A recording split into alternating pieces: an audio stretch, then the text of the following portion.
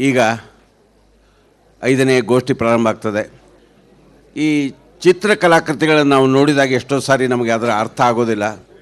ಕಲಾವಿದರು ಯಾವ ದೃಷ್ಟಿಕೋನದಿಂದ ಯಾವ್ಯಾವ ರೀತಿ ತೆಗೆದಿರ್ತಾರೆ ಅನ್ನೋದು ನಾವು ತಿಳ್ಕೊಳ್ಳೋದಿಲ್ಲ. ಅದು ಓದಲಿಕ್ಕೂ ಕೂಡ ನಾವು ಭಾಳ ಜನ ಪ್ರಯತ್ನ ಪಡೋದಿಲ್ಲ.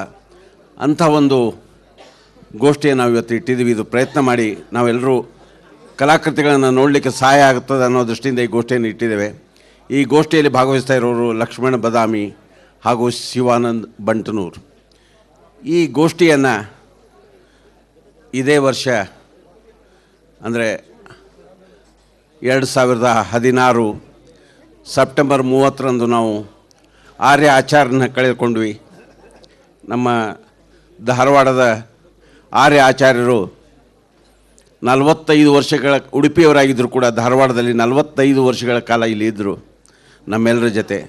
ನಮ್ಮ ಧಾರವಾಡ ಸಾಹಿತ್ಯ ಸಂಭ್ರಮದ ಸಂಘಟಕರು ಆಗಿದ್ದರು. ಅವರು ಅತ್ಯುತ್ತಮ ಕಲಾವಿದ, ಚಿತ್ರಕಲಾವಿದ, ನಾಟಕಕಾರ, ಬರಹಗಾರ, ಚಿಂತಕ ಹೀಗೆ ಎಲ್ಲವೂ ಆಗಿದ್ದಂಥ ಆರ್ಯ ಆಚಾರ್ಯರ ಗೌರವದ ನೆನಪಿನಲ್ಲಿ ಈ ಗೋಷ್ಠಿಯನ್ನು ನಾವು ಅವರಿಗೆ ಅರ್ಪಿಸ್ತಾ ಇದ್ದೇವೆ. ವೇದಿಕೆಗೆ ಆಗಮಿಸಿರುವಂಥ ಸಂಪನ್ಮೂಲ ವ್ಯಕ್ತಿಗಳಿಗೆ ಚಪ್ಪಾಳೆ ಮೂಲಕ ಸ್ವಾಗತಿಸಬೇಕಂತ ಕೇಳ್ಕೊತಾ ಇದ್ದೇನೆ.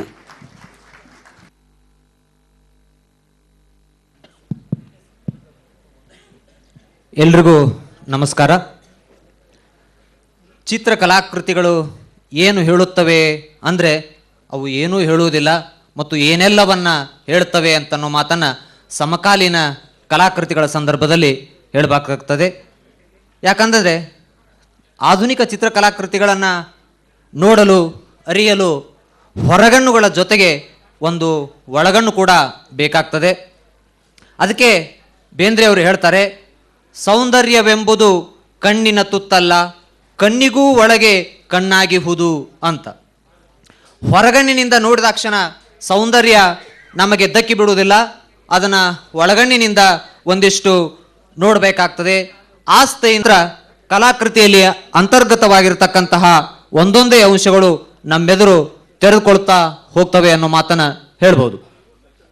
ಒಂದು ಕಲಾಕೃತಿಯನ್ನು ರಚನೆ ಮಾಡೋದಕ್ಕೆ ಮುಖ್ಯವಾಗಿ ಕಲಾವಿದನಿಗೆ ಒಂದು ಭಿತ್ತಿ ಇರಬೇಕು, ಒಂದಿಷ್ಟು ರೇಖೆಗಳು ಬೇಕು, ಹಾಗೆ ಒಂದಿಷ್ಟು ಬಣ್ಣ ಇರಬೇಕು. ಈ ಮೂರು ವಸ್ತುಗಳಿಂದ ಒಂದು ಕಲಾಕೃತಿ ರಚನೆ ಆಗುತ್ತೆ. ಬಣ್ಣಗಳಿಲ್ಲದೆ ಕೇವಲ ರೇಖೆಗಳಿಂದ ಒಂದು ಕಲಾಕೃತಿಯನ್ನು ರಚನೆ ಮಾಡಬಹುದು. ಆದರೆ ರೇಖೆಗಳಿಲ್ಲದೇನೆ ಕಲಾಕೃತಿಯನ್ನು ರಚನೆ ಮಾಡೋದಕ್ಕೆ ಸಾಧ್ಯ ಇಲ್ಲ. ಹಾಗಾಗಿ ಒಂದು ಕಲಾಕೃತಿಯಲ್ಲಿ ಒಟ್ಟು ರೇಖೆಗಳ ಪಾತ್ರ ಏನು ಅನ್ನೋದನ್ನು ಬಂಟ್ನೂರು ಸರ್ ಅವರು ಹೇಳಬೇಕು ಅಂತ.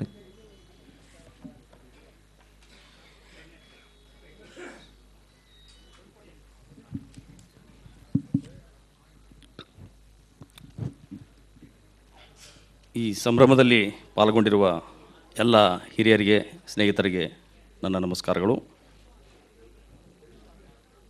ನಾನು ನೇರವಾಗಿ ವಿಷಯಕ್ಕೆ ಬರ್ತೇನೆ. ಮನುಷ್ಯನ ಅಭಿವ್ಯಕ್ತಿಯ ಮಾಧ್ಯಮಗಳಲ್ಲಿ ಚಿತ್ರಕಲೆಯು ಒಂದು. ಇದು ಸಹಸ್ರಾರು ವರ್ಷಗಳ ಹಿಂದಿನಿಂದಲೂ ಬೆಳೆದು ಬಂದಿದೆ, ಅನೇಕ ರೂಪಾಂತರಗಳನ್ನು ಕೂಡ ಪಡೆದಿದೆ.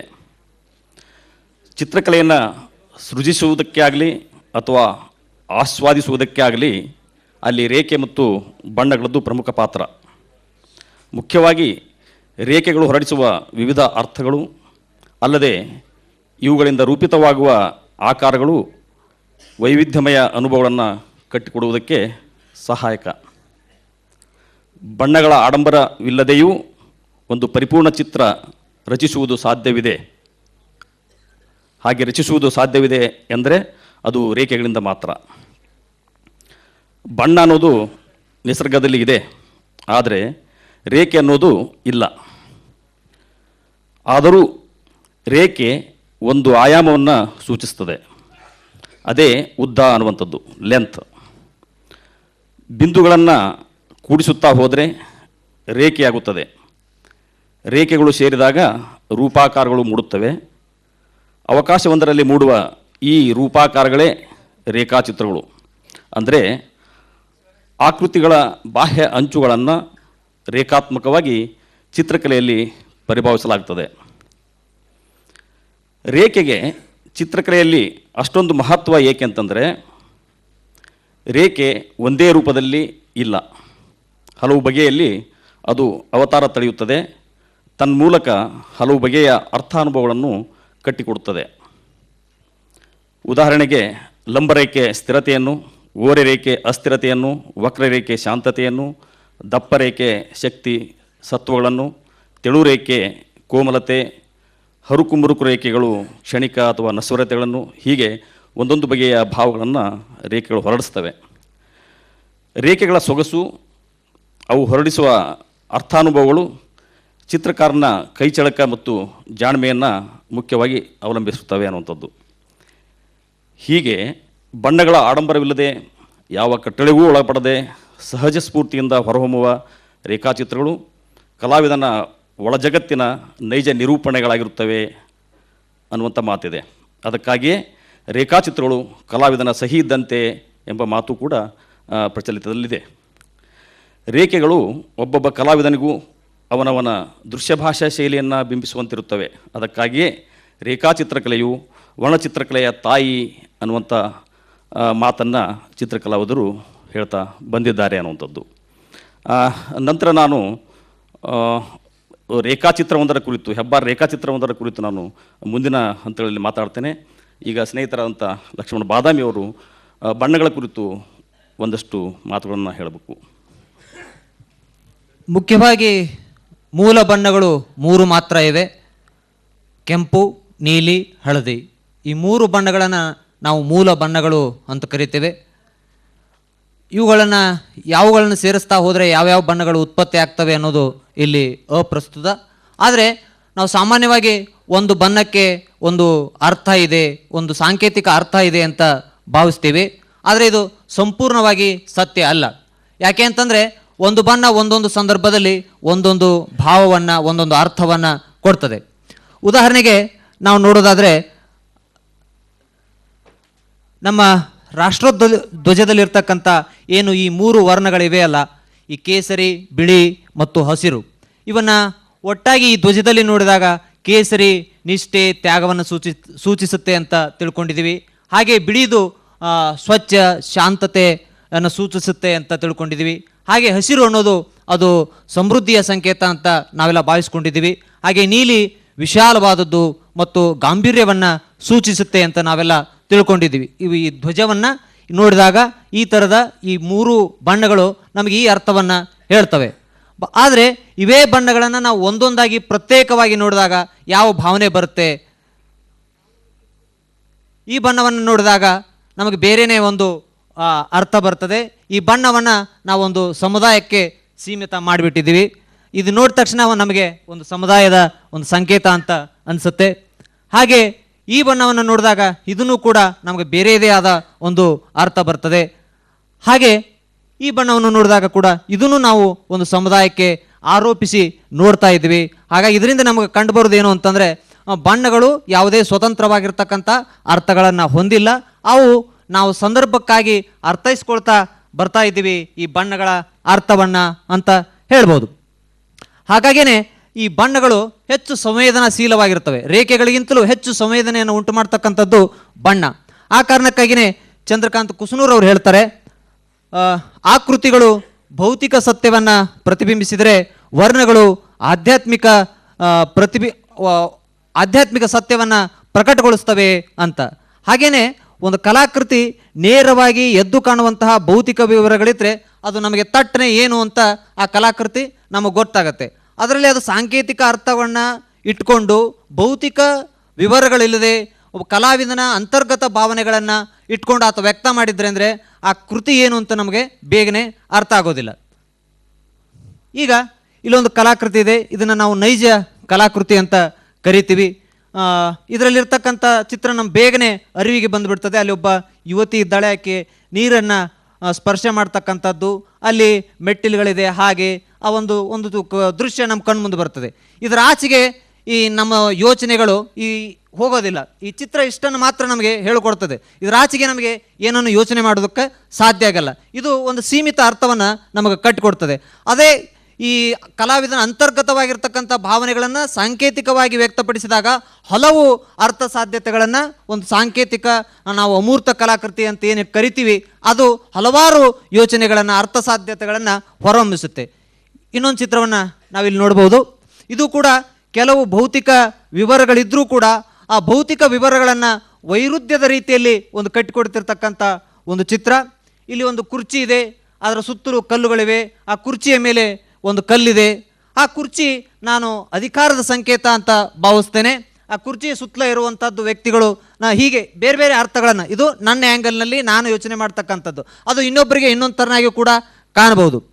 ಹೀಗೆ ಸಾಂಕೇತಿಕವಾಗಿರ್ತಕ್ಕಂಥ ಅರ್ಥಗಳನ್ನು ಹೊಮ್ಮಿಸ್ತಕ್ಕಂಥ ಏನು ಅಮೂರ್ತ ಕಲಾಕೃತಿಗಳು, ಆಧುನಿಕ ಕಲಾಕೃತಿಗಳು ಏನಿದಾವೋ ಅವು ಅನೇಕ ಅರ್ಥಗಳನ್ನು ನಮ್ಗೆ ಹೊಳಸ್ತವೆ. ಆದರೆ ನಾವು ಆಗಲೇ ನೋಡಿದಿರ್ತಕ್ಕಂಥ ವಾಸ್ತವವಾದಿ ರಿಯಲಿಸ್ಟಿಕ್ ಕಲಾಕೃತಿ ಅಂತ ಏನು ಕರಿತೀವಿ ಅದು ಒಂದೇ ಅರ್ಥಕ್ಕೆ ಒಂದೇ ಭಾವನೆಗೆ ಸೀಮಿತ ಆಗುತ್ತೆ ಅಂತ ಹೇಳ್ಬೋದು. ಇನ್ನು ಮುಂದೆ ನಾವು ಕೆಲವು ಪ್ರಮುಖವಾಗಿರ್ತಕ್ಕಂಥ ಕಲಾಕೃತಿಗಳನ್ನು ನೋಡ್ತಾ ಹೋಗೋಣ. ಮುಂದಿನ ಕಲಾಕೃತಿ ಪಿಕಾಸೋನ ಗೆರ್ನಿಕಾ ಕುರಿತು ಬಂಟ್ನೂರ್ ಅವರು ಅದರ ಬಗ್ಗೆ ಹೇಳ್ತಾರೆ.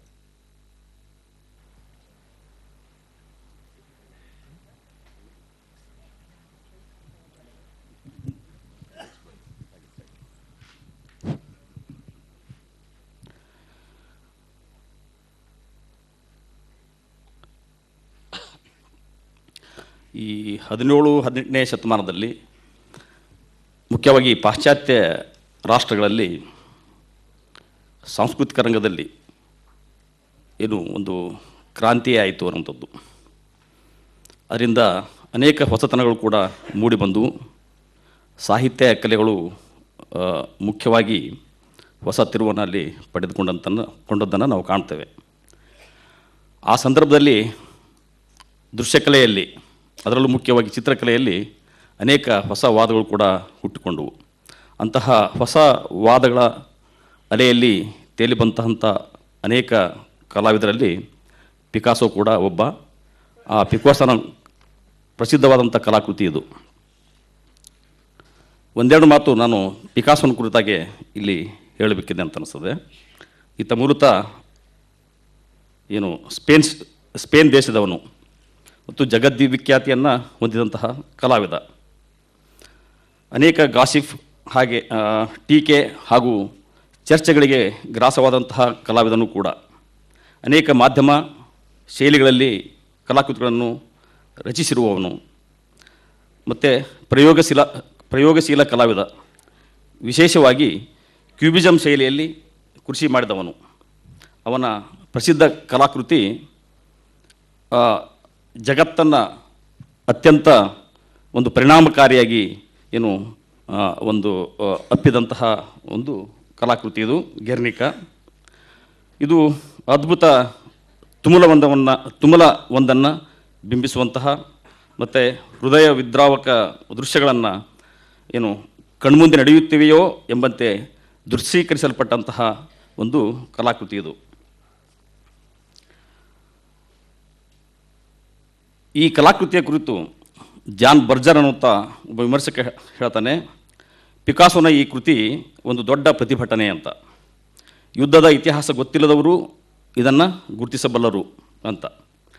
ಇದರ ಪ್ರತಿಭಟನೆ ಅಲ್ಲಿನ ದೇಹಗಳ ಆಕಾರಗಳಿಗೆ, ಪಾದಗಳಿಗೆ, ಕುದುರೆಯ ನಾಲಗೆಗೆ, ಮುಖ್ಯವಾಗಿ ತಾಯಿಯ ಮೊಲೆಗಳಿಗೆ ಆಗಿರುವಂತಹ ವಿಕಾರದಲ್ಲಿ ಕಾಣ್ತದೆ ಅಂತ. ಪಿಕಾಸೋ ಘಟನೋತ್ತರ ಪರಿಣಾಮಗಳನ್ನೇ ಆಯ್ದು ಇಲ್ಲಿ ಚಿತ್ರಿಸಿದ್ದಾನೆ. ಪುರುಷರಿಗಿಂತ ಹೆಚ್ಚಾಗಿ ಅಮಾಯಕ ಹೆಣ್ಣುಗಳ ಆಕಾರಗಳೇ ಇಲ್ಲಿ ಕಾಣಿಸುತ್ತವೆ. ಮುಗಿಲತ್ತ ಚಾಚಿದ ಕೈಗಳು, ತೆರೆದ ಬಾಯಿಯಿಂದ ಹೊರಟ ಆಕ್ರಂದನವಂತೂ ಕೇಳಿಸಿಕೊಳ್ಳುವುದಕ್ಕಿಂತಲೂ ಹೆಚ್ಚು ಪರಿಣಾಮಕಾರಿ. ಅಲ್ಲಿನ ಶೋಕ ಮನಸ್ಸನ್ನು ತಾಗಿ ಕರುಣರಸವನ್ನು ಉಕ್ಕಿಸುತ್ತದೆ. ಕತ್ತರಿಸಲ್ಪಟ್ಟ ಯೋಧನ ರುಂಡ, ಕೈಕಾಲುಗಳು, ಕ್ರೌರ್ಯದ ಅಟ್ಟಹಾಸದ ಪರಾಕಾಷ್ಠೆ, ಹೃದಯ ಹಿಂಡಿದ ಅನುಭವ ಆಗುತ್ತದೆ. ಈ ಚಿತ್ರವನ್ನು ಆಸ್ವಾದಿಸುವ ಎಂತಹ ರಕ್ತ ಪಿಪಾಸುವಿಗೂ ಮನಪರಿವರ್ತನೆಯಾಗಿ ಯುದ್ಧ ನಿರಾಕರಣೆಯ ಮನೋಭಾವವನ್ನು ಜಾಗೃತಗೊಳಿಸುತ್ತದೆ. ಚಿತ್ರದಲ್ಲಿ ಪಿಕಾಸೋ ನೈಜ ಆಕೃತಿಗಳನ್ನು ಮುರಿದುಕೊಟ್ಟಿರುವ, ಅತಿಶಯಿಸಿರುವ ಬಗೆ ಕೂಡ ಕುತೂಹಲಕಾರಿ. ಎಲ್ಲೆಡೆಯ ತಿರುವಿನ ರೂಪಾಕಾರಗಳು, ಗಾಯದಿಂದ ನಡುತ್ತಿರುವ ರೋಧಿಸುತ್ತಿರುವ ಆಕೃತಿಗಳು, ವಿಕಾರವಾಗಿರುವ, ಶೋಕಿಸುತ್ತಿರುವ, ತಲ್ಲಣಗೊಂಡಿರುವ ಮುಖಗಳು, ಊದಿಕೊಂಡ ಕೈ ಕಾಲು ಬೆರಳುಗಳು, ಮುಖದಲ್ಲಿ ಪಲ್ಲಟಗೊಂಡಂತಿರುವ ಕಣ್ಣುಗಳು, ಇವೆಲ್ಲ ಯುದ್ಧದ ಪರಿಣಾಮ ಘನಘೋರ ಎಂಬುದನ್ನು ಸಾರುತ್ತಿವೆ.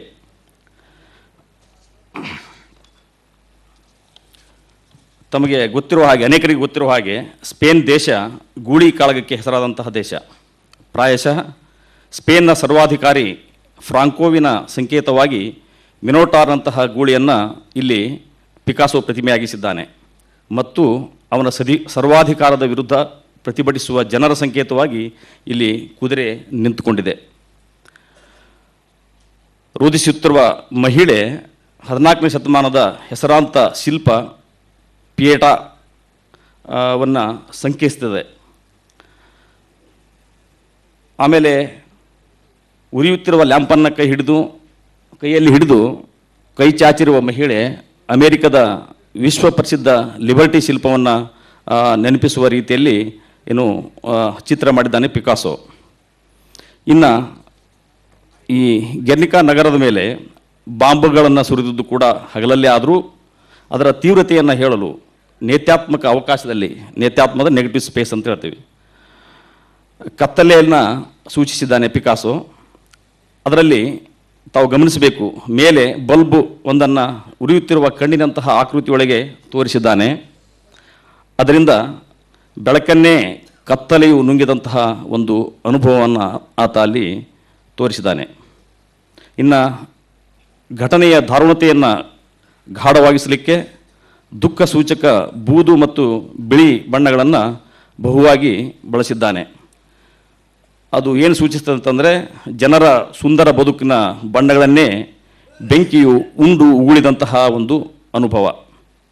ಆದರೆ ಬಣ್ಣಗಳಿಗಿಂತ ಆಕೃತಿಗಳ ವಿದ್ರಾವಕ ಭಂಗಿಗಳ ಕಡೆಗೆ ಪಿಕಾಸೋನ ಗಮನ ಹರಿದಿರುವುದರಿಂದ ಕೃತಿ ಸರಳ ಹಾಗೂ ದಿಟ್ಟ ನಿರೂಪಣೆಗೂ ಕೂಡ ಸಾಕ್ಷಿಯಾಗಿದೆ.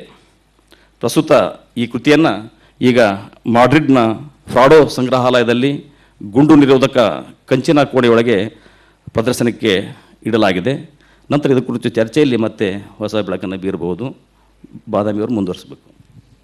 ಈ ಥರದ ಕೃತಿಗಳನ್ನು ನೋಡುವಾಗ ಬಹಳಷ್ಟು ಸಾರಿ ನಾವು ಏನು ಮಾಡ್ತೀವಿ ಅಂದರೆ, ಇದು ಅರ್ಥ ಆಗೋದಿಲ್ಲ ಅಂತ ಹಿಂದೆ ಸರಿದು ಬಿಡ್ತೀವಿ. ಇಂಥ ಅಮೂರ್ತ ಕಲಾಕೃತಿಗಳನ್ನು ಕಂಡಾಗ ಅವು ಒಂದು ಬಗೆಯ ಅದೃಶ್ಯ ಕಲಾಕೃತಿಗಳು ಅಂತ ಬಹಳ ಹಿಂದೆ ಸರಿದು ಬಿಡ್ತೇವೆ. ಯಾಕೆ ಹೀಗಾಗುತ್ತೆ ಅಂತಂದ್ರೆ, ಒಂದು ವಸ್ತು, ಒಂದು ವಿಷಯ, ಅದರಿಂದ ನಾವು ದೂರ ಇದ್ದಾಗ ಅದು ನಮಗೆ ಅಪರಿಚಿತವೇ ಆಗುತ್ತೆ ಹೊರತು ಪರಿಚಿತ ಆಗೋಲ್ಲ. ನಾವು ಹತ್ತಿರಕ್ಕೆ ಹೋದಾಗ ಅದು ನಮಗೆ ಪರಿಚಿತ ಆಗುತ್ತೆ. ಅದರೊಡನೆ ಒಡನಾಟ ಮಾಡಿದಾಗ ಒಂದು ಬಗೆಯ ಸಲಿಗೆ ಬೆಳೆಯುತ್ತೆ. ಆ ಸಲಿಗೆಯಿಂದ ಅದು ಏನು ಅಂತ ಅರ್ಥ ಆಗುತ್ತೆ ಮತ್ತು ಅನುಭವಕ್ಕೂ ಕೂಡ ಬರ್ತದೆ ಅನ್ನೋ ಮಾತು ಇಲ್ಲಿ ಹೇಳ್ಬೋದು. ಅದಕ್ಕೇನೆ ಪಂಚತಂತ್ರದಲ್ಲಿ ಒಂದು ಕತೆ ಬರ್ತದೆ, ಒಮ್ಮೆ ಕಂಡವರು ಇನ್ನೊಮ್ಮೆ ಕಂಡರೆ ನೆಂಟರು ಅಂತ. ಹಾಗೆ ಒಮ್ಮೆ ಕಂಡದ್ದನ್ನು ನಾವು ಮತ್ತೆ ಮತ್ತೆ ನೋಡಿದಾಗ, ಇನ್ನೊಂದು ಸಾರಿ ಸೂಕ್ಷ್ಮವಾಗಿ ನೋಡಿದಾಗ, ಮನಸ್ಸಿಟ್ಟು ನೋಡಿದಾಗ ಒಂದು ಕಲಾಕೃತಿ ಅದರಲ್ಲಿ ಏನಿದೆ ಅಂತ ಒಂದೊಂದು ಅಂಶಗಳನ್ನು ಬಿಟ್ಕೊಡ್ತಾ ಹೋಗುತ್ತೆ ಅಂತ ಹೇಳ್ಬೋದು. ಈಗ ಇನ್ನೊಂದು ಕಲಾಕೃತಿಯನ್ನು ನೋಡೋಣ. ಬಹಳ ಜನಪ್ರಿಯ ಕಲಾವಿದನಾಗಿರ್ತಕ್ಕಂಥ ರವಿವರ್ಮ ಅವರ ಒಂದು ಕಲಾಕೃತಿ. ರವಿವರ್ಮನಷ್ಟು ಸುಪ್ರಸಿದ್ಧನಾಗಿರ್ತಕ್ಕಂಥ ಕಲಾವಿದ ನಮ್ಮ ದೇಶದಲ್ಲಿ ಈ ತನಕವೂ ಇನ್ನೊಬ್ಬನಿಲ್ಲ ಅಂತಲೇ ಹೇಳ್ಬೋದು. ಅವನ ಕಲಾಕೃತಿಗಳು, ಬಹಳಷ್ಟು ಕಲಾಕೃತಿಗಳು ಕ್ಯಾಲೆಂಡರ್ ರೂಪದಲ್ಲಿ ಮನೆ ಮನೆಯನ್ನು ತಲುಪಿದ್ದರಿಂದ ಆತ ಹೆಚ್ಚು ಜನಪ್ರಿಯನಾದ. 1848ರಲ್ಲಿ ಕೇರಳದ ಕಿಲಿಮಣ್ಣೂರಿನಲ್ಲಿ ಜನಿಸಿದ ಕಲಾವಿದ ರವಿವರ್ಮನಿಗೆ ರಾಜಮನೆತನದ ಸಂಪರ್ಕ ಇದ್ದರೂ ಕೂಡ ಆತ ಅಷ್ಟು ಸುಲಭವಾಗಿ ಚಿತ್ರಕಲೆಯನ್ನು ಕಲಿಯೋದಕ್ಕೆ ಸಾಧ್ಯ ಆಗಲಿಲ್ಲ. ಯಾಕೆ ಅಂತಂದರೆ, ನಮ್ಮ ದೇಶೀಯ ಕಲಾವಿದರು ಇರ್ಬೋದು ಅಥವಾ ಆ ಸಂದರ್ಭದಲ್ಲಿ ಆಗತಾನೆ ನಮ್ಮ ದೇಶಕ್ಕೆ ಕಾಲಿಡ್ತಿದ್ದಂತಹ ಯುರೋಪಿಯನ್ ಕಲಾವಿದರು ಕೂಡ ಅವನಿಗೆ ಕಲೆಯ ವಿದ್ಯೆಯನ್ನು ಅಷ್ಟು ಸುಲಭವಾಗಿ ಕಲಿಸೋದಕ್ಕೆ ಸಿದ್ಧರಿರಲಿಲ್ಲ. ಯಾಕೆ ಅಂತಂದರೆ, ಆ ರವಿವರ್ಮನಿಗೆ ಕಲಿಸಿಬಿಟ್ರೆ ತಮ್ಮ ಸ್ಥಾನಕ್ಕೆ ಎಲ್ಲಿ ಕುಂದು ಬರ್ತದೆ ಅನ್ನೋ ಕಾರಣಕ್ಕಾಗಿ ಅವನಿಗೆ ಗುಟ್ಟಾಗಿ ಇಟ್ಟರು, ಅವನು ದೂರ ಇಡೋಕ್ಕೆ ಪ್ರಯತ್ನ ಪಟ್ಟರು. ಆ ತೈಲವರ್ಣ ಅನ್ನೋದನ್ನು ಮಾಧ್ಯಮವನ್ನು ಆಗಷ್ಟೇ ನಮ್ಮ ದೇಶದಲ್ಲಿ ಪರಿಚಯ ಆಗ್ತಾ ಇತ್ತು. ಅದರ ರಹಸ್ಯವನ್ನು ಅಷ್ಟು ಬೇಗ ರವಿವರ್ಮನಿಗೆ ಬಿಟ್ಟುಕೊಡಲಿಲ್ಲ. ಬಹಳ ಕಷ್ಟಪಟ್ಟು ರವಿವರ್ಮ ಆ ತೈಲವರ್ಣದ ಮಾಧ್ಯಮದಲ್ಲಿ ಸಿದ್ಧಿಯನ್ನು ಸಾಧಿಸ್ತಾನೆ. ನಮ್ಮ ಭಾರತೀಯ ಚಿತ್ರ ಪರಂಪರೆಯಲ್ಲಿ ಮುಖ್ಯವಾಗಿ ಎರಡು ಪರಂಪರೆಗಳನ್ನು ನಾವು ಕಾಣ್ತೇವೆ. ಒಂದು ಭಿತ್ತಿಚಿತ್ರ ಪರಂಪರೆ, ಇನ್ನೊಂದು ಮಿನಿಯೇಚರ್ ಪರಂಪರೆ. ಈ ಎರಡೂ ಪರಂಪರೆಯಲ್ಲಿ ನಮ್ಮ ಚಿತ್ರ ಪರಂಪರೆ ಹೇಗಿದೆ ಅಂತಂದರೆ ತುಂಬ ಚಪ್ಪಟೆಯಾಗಿರ್ತಕ್ಕಂತಹ ಎರಡೇ ಆಯಾಮದಲ್ಲಿ ಚಿತ್ರಿಸುವುದನ್ನು ನಾವು ಕಾಣ್ತೇವೆ. ಯುರೋಪಿಯನ್ ಶೈಲಿಯ ಕಲಾವಿದರು ಅದನ್ನು 3 ಆಯಾಮದಲ್ಲಿ ಚಿತ್ರಿಸಿದ್ದು, ಅಂದರೆ ಉದ್ದ, ಅಗಲ ಮತ್ತು ದಪ್ಪ, ಈ 3 ಆಯಾಮದಲ್ಲಿ ಚಿತ್ರಿಸಿದ್ದು ರವಿವರ್ಮನಿಗೆ ಬಹಳಷ್ಟು ಸೆಳೆದು ಬಿಡುತ್ತೆ. ಹಾಗಾಗಿ ಆ ಶೈಲಿಯನ್ನು ಆತ ಮುಂದುವರಿಸ್ಕೊಂಡು ಹೋಗ್ತಾನೆ ಭಾರತದಲ್ಲಿ. ಅದನ್ನು ಬಹಳಷ್ಟು ಜನಪ್ರಿಯ ಕೂಡ ಗೊಳಿಸ್ತಾನೆ, ವ್ಯಾಪಕವಾಗಿ ಆ ಶೈಲಿಯನ್ನು ವಿಸ್ತಾರ ಮಾಡ್ತಾನೆ.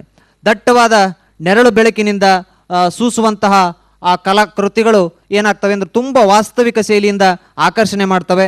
ಆ ಕಾರಣಕ್ಕಾಗಿ ರವಿವರ್ಮ ಇಂಥದ್ದೊಂದು ಶೈಲಿಯನ್ನು ರೂಢಿಸಿಕೊಂಡ ಅಂತ ಹೇಳ್ಬೋದು.